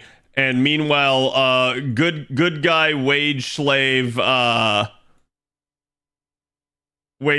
dev was caught in the middle between us and the corpo rat. That's consumer chat. It's kind of getting cut off there. But so it's like, yeah, the good guy wage slave dev is caught between the corpo rat and the consumer, and they're taking the brunt of the ire from the consumer. It's like, oh no, they're totally good. They may be, right? But this is also an assumption that we make without knowing the actual story. So it may very well be that, like, yeah, they, like, it may not have been like corporate forcing them to. They just maybe thought they could get away with it and they could use it to generate more money, which would maybe please their corporate overlord without the corporate overlord ordering it, right? But I couldn't tell you. In general, I do believe this sort of narrative. I side with the developer, and the reason why is because I do know at least a couple developers, and they're people too. Like they want to play good video games. They understand that you want a good video game, and well, I think they probably think sometimes that like the consumer is misguided and doesn't understand the way things work. I think they still kind of agree that like the game should be fun and that it should be like a good like functional product, right? So it's like I usually side with the developers and assume that it's the higher ups that are the issue.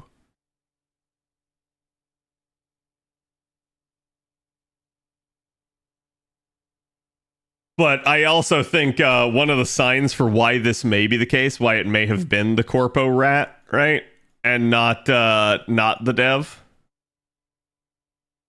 And I've told you guys this before because people said like, oh, this wasn't planned, right? Like they had no idea when they did the 4th and the 5th append. They had no idea that that this was going to be the case. The reason I think it's the corpo rat and not the dev is because Mr. 2, like within 24 hours.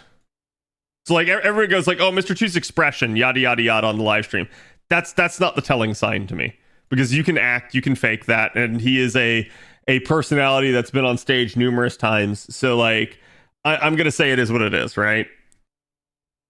But Mr. 2 within 24 hours had a laundry list of fixes, and they were the perfect fixes and exactly what it needed to be. You don't come up with that in 24 hours, chat, even in dev world. Mr. 2 already knew. He already knew what the fix was, because the fix wasn't a fix. The fix was literally the adjustment that they had been saying that they needed to make the whole time. So this does lead me to the corpo rat theory of like their overlords were the problem because they probably weren't letting them enact the fix. That's what I look at. Is like he was way too fast at having the perfect solution to the issues, which tells me he knew what the issues were.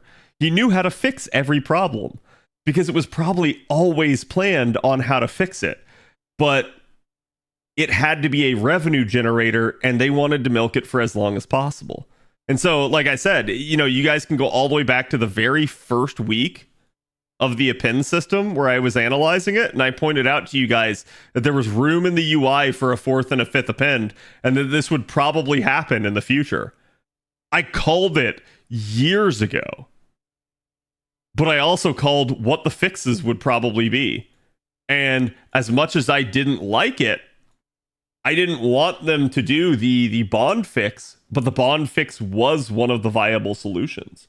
The reason I didn't want the bond fix is because the bond fix was arguably the slowest and most like controlled version of the fix. I instead wanted them to do like coins through like event shops or something like that, because that would have been a little bit better for us, the consumer.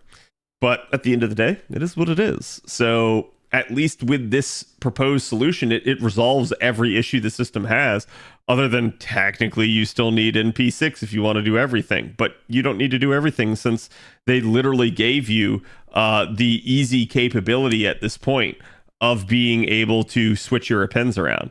And for those of you guys that haven't seen that, that is what this is. So like if I, for instance, want to switch which append I have for Castoria, you can see how they're both selected. I can just do this, chat. I can just go boop. And there you go. It is a different append that is now unlocked. And it costs me nothing. And if I want to switch it, it can go right back and it still costs me nothing. This chat, I can't believe they did this. They absolutely could have hosed us with this. Absolutely. It's so generous of them that they allow us to switch this at no cost. Like, it's neat, but not really needed. See, I would argue it is. Do you want to know why? Oh, wait, hold on. And even when you don't need to switch your appends around. Oh, I got you, yeah. I mean, like, sometimes you might, right? Like, and this is the argument I was going to make. There have already been 2 units that I switched the append for. One is right here. I had her mana loading unlocked, and I switched it right over here. Why? Because she works better with the 5th append than having the mana loading. Same thing with Arcuid. And then, actually, no, there was a third one. Y'all know what the third one was. I don't have to remind you what the third one was.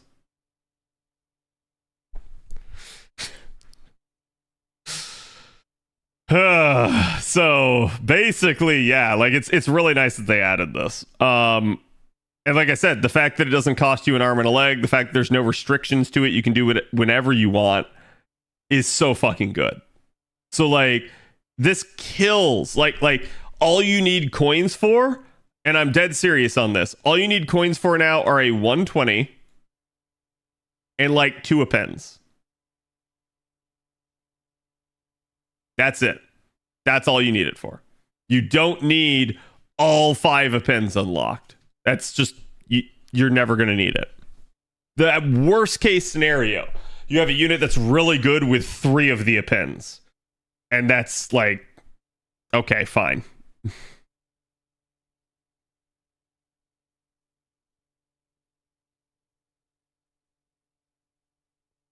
I switched my my Super Orion to his crit append, yeah.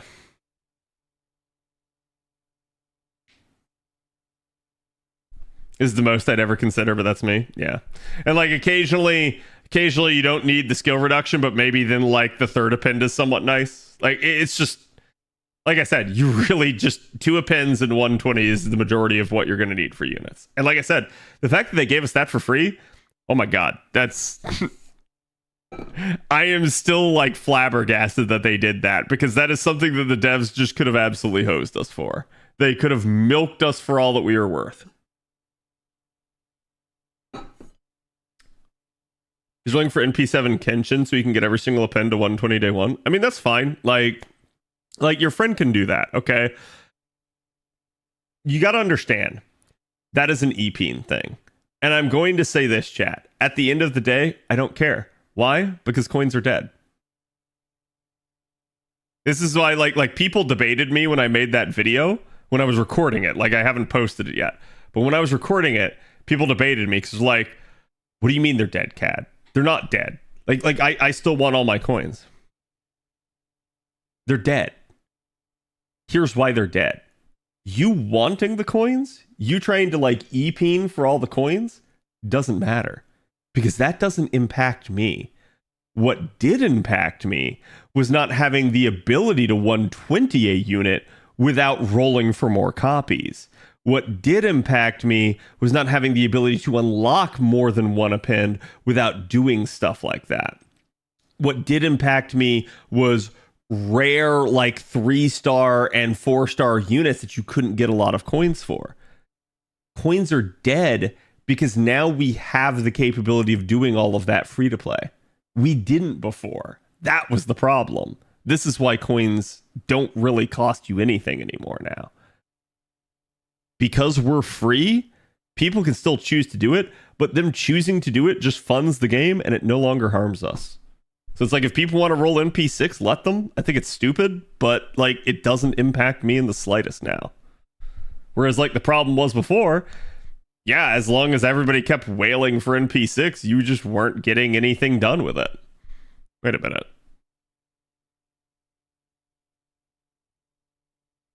I don't think I have enough coins for that middle one. Plus, I think it's a rider append.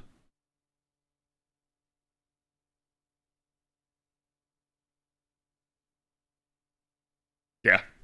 I'm short. I gotta get spooked by another copy.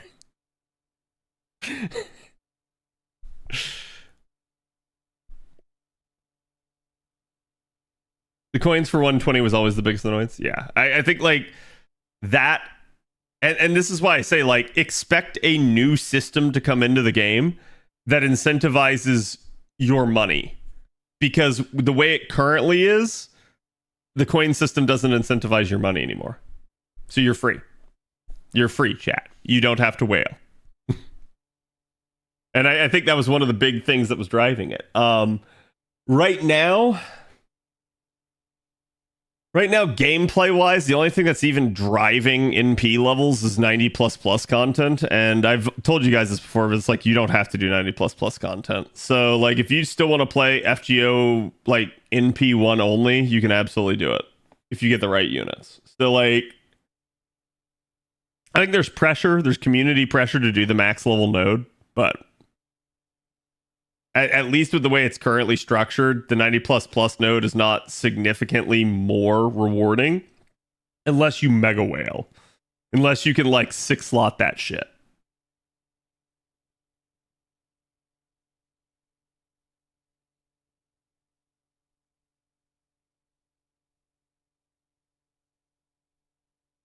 And some services need a buff. Yeah, and I think that's like, so you're going to hate me for saying this, chat, but I think that is one of the reasons that the developers don't want to buff the units. FGO and chat, is there, you guys tell me, because you guys know the other gacha games better than I do. Is there another gacha game that buffs their units?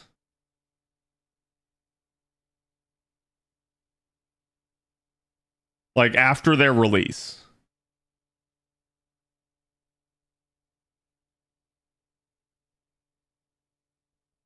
Genshin?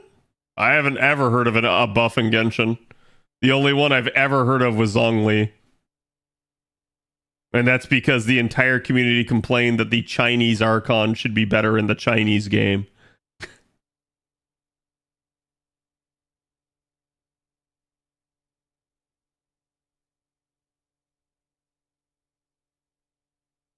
The whole kit upgrade, but it's less often.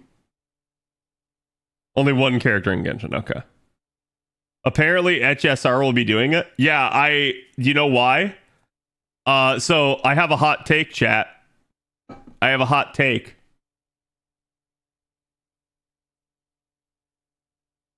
A gacha game can't survive for long periods of time without upgrading their units.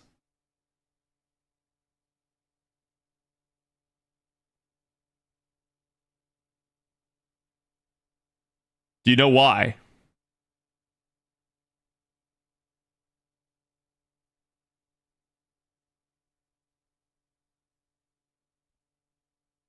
Banner rerun revenue is terrible. Yeah.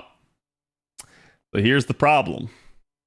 In order to get you to roll for the new unit,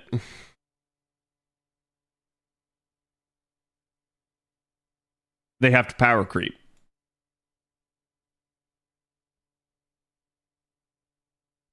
Okay.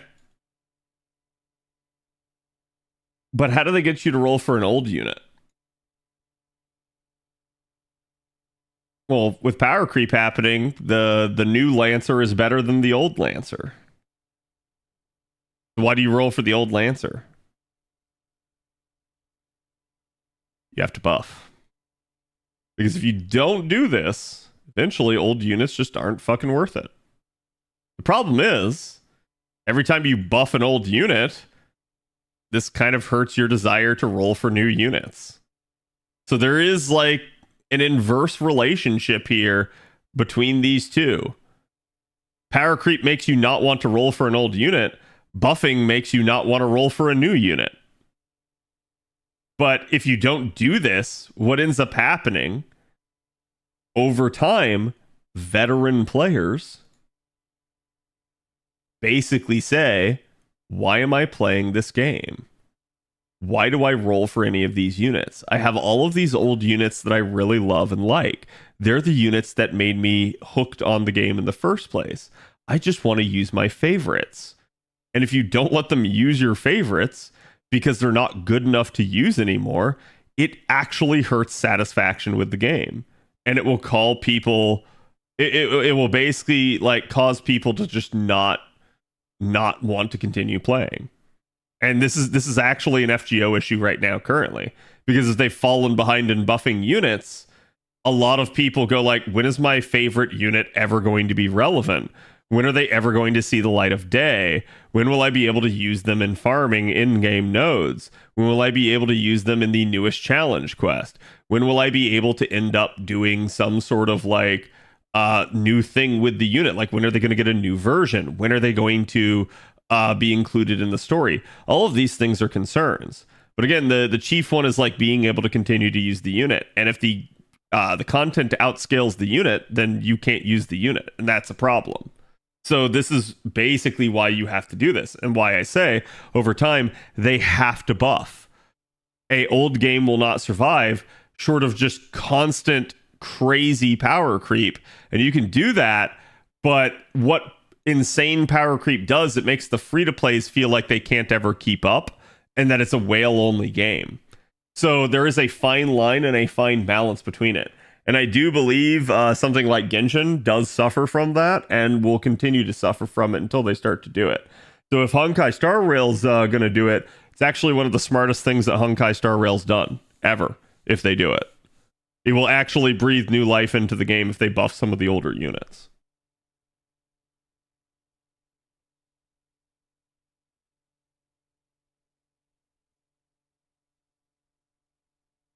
I've had games where if you don't roll event banners, you can't 100% the event. Oh yeah, 100%. I know exactly what you're talking about.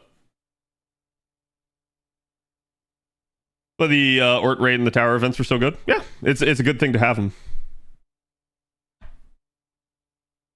It was hard justifying using Seatonai when she hadn't gotten a buff for several years, but that buff did bring new life to her. Exactly. And like that's why you do it. Like, I think at the end of the day, you have major problems if you go around not buffing.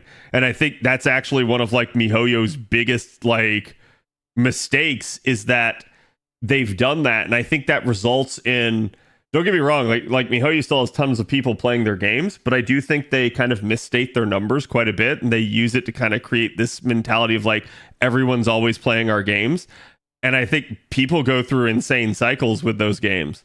People like do log in and do the dailies, but they're like logging in and doing the dailies for months on end, and they don't actually play the game in that time period. Maybe they like log in and they do the event and that's it, but like they're not playing it to the same degree as like someone that's like deeply devoted to it and like spending all this money in it, right?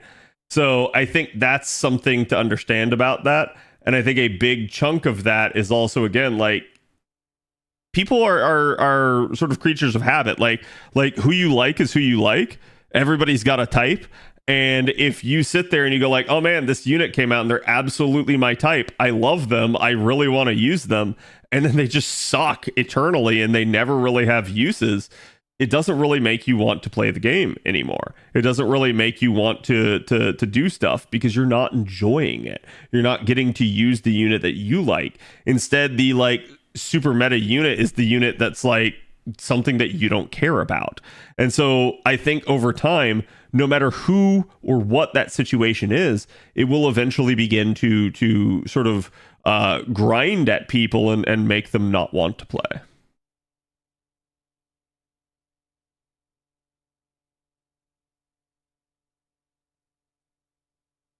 See, now is my orc killer? Yeah.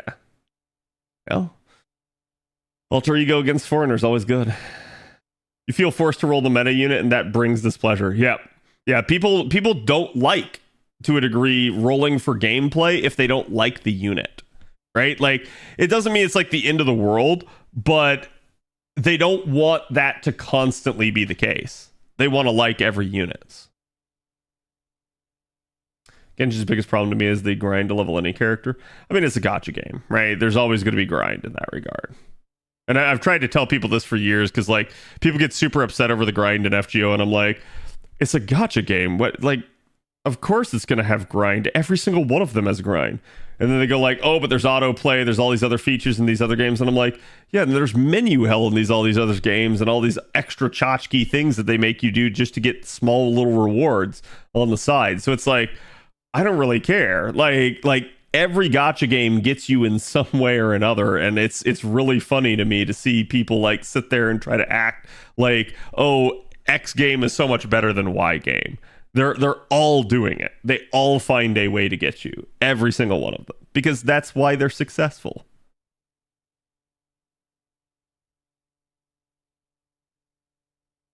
I'm grateful that FGO doesn't have a gear system. I mean, our craft essences are our gear system, but the issue with the craft essences is that they're like once you get a couple of like really good ones and you get them leveled all the way up, they can carry you for like the rest of the game. And there's definitely a thing to be said about like trying to get your hands on certain ones. But yeah, there's absolutely like, man, if I just get my hands on like an Invuln Piercy, if I just get my hands on a Black Grail, on a K-Scope, like a Prisma Cosmos, a Fragment of 2030, right there with just those, you've already covered the majority of needs in the entire game.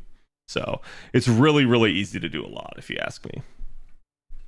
Chat, it is 11 o'clock, and like I said, I didn't get good sleep, so we're going to go ahead, we're going to end it here. Let me see who all's on. We didn't get to do Kingdom Come Deliverance, I'm sorry, I be getting sidetracked. Plus, it just felt like a good talking day.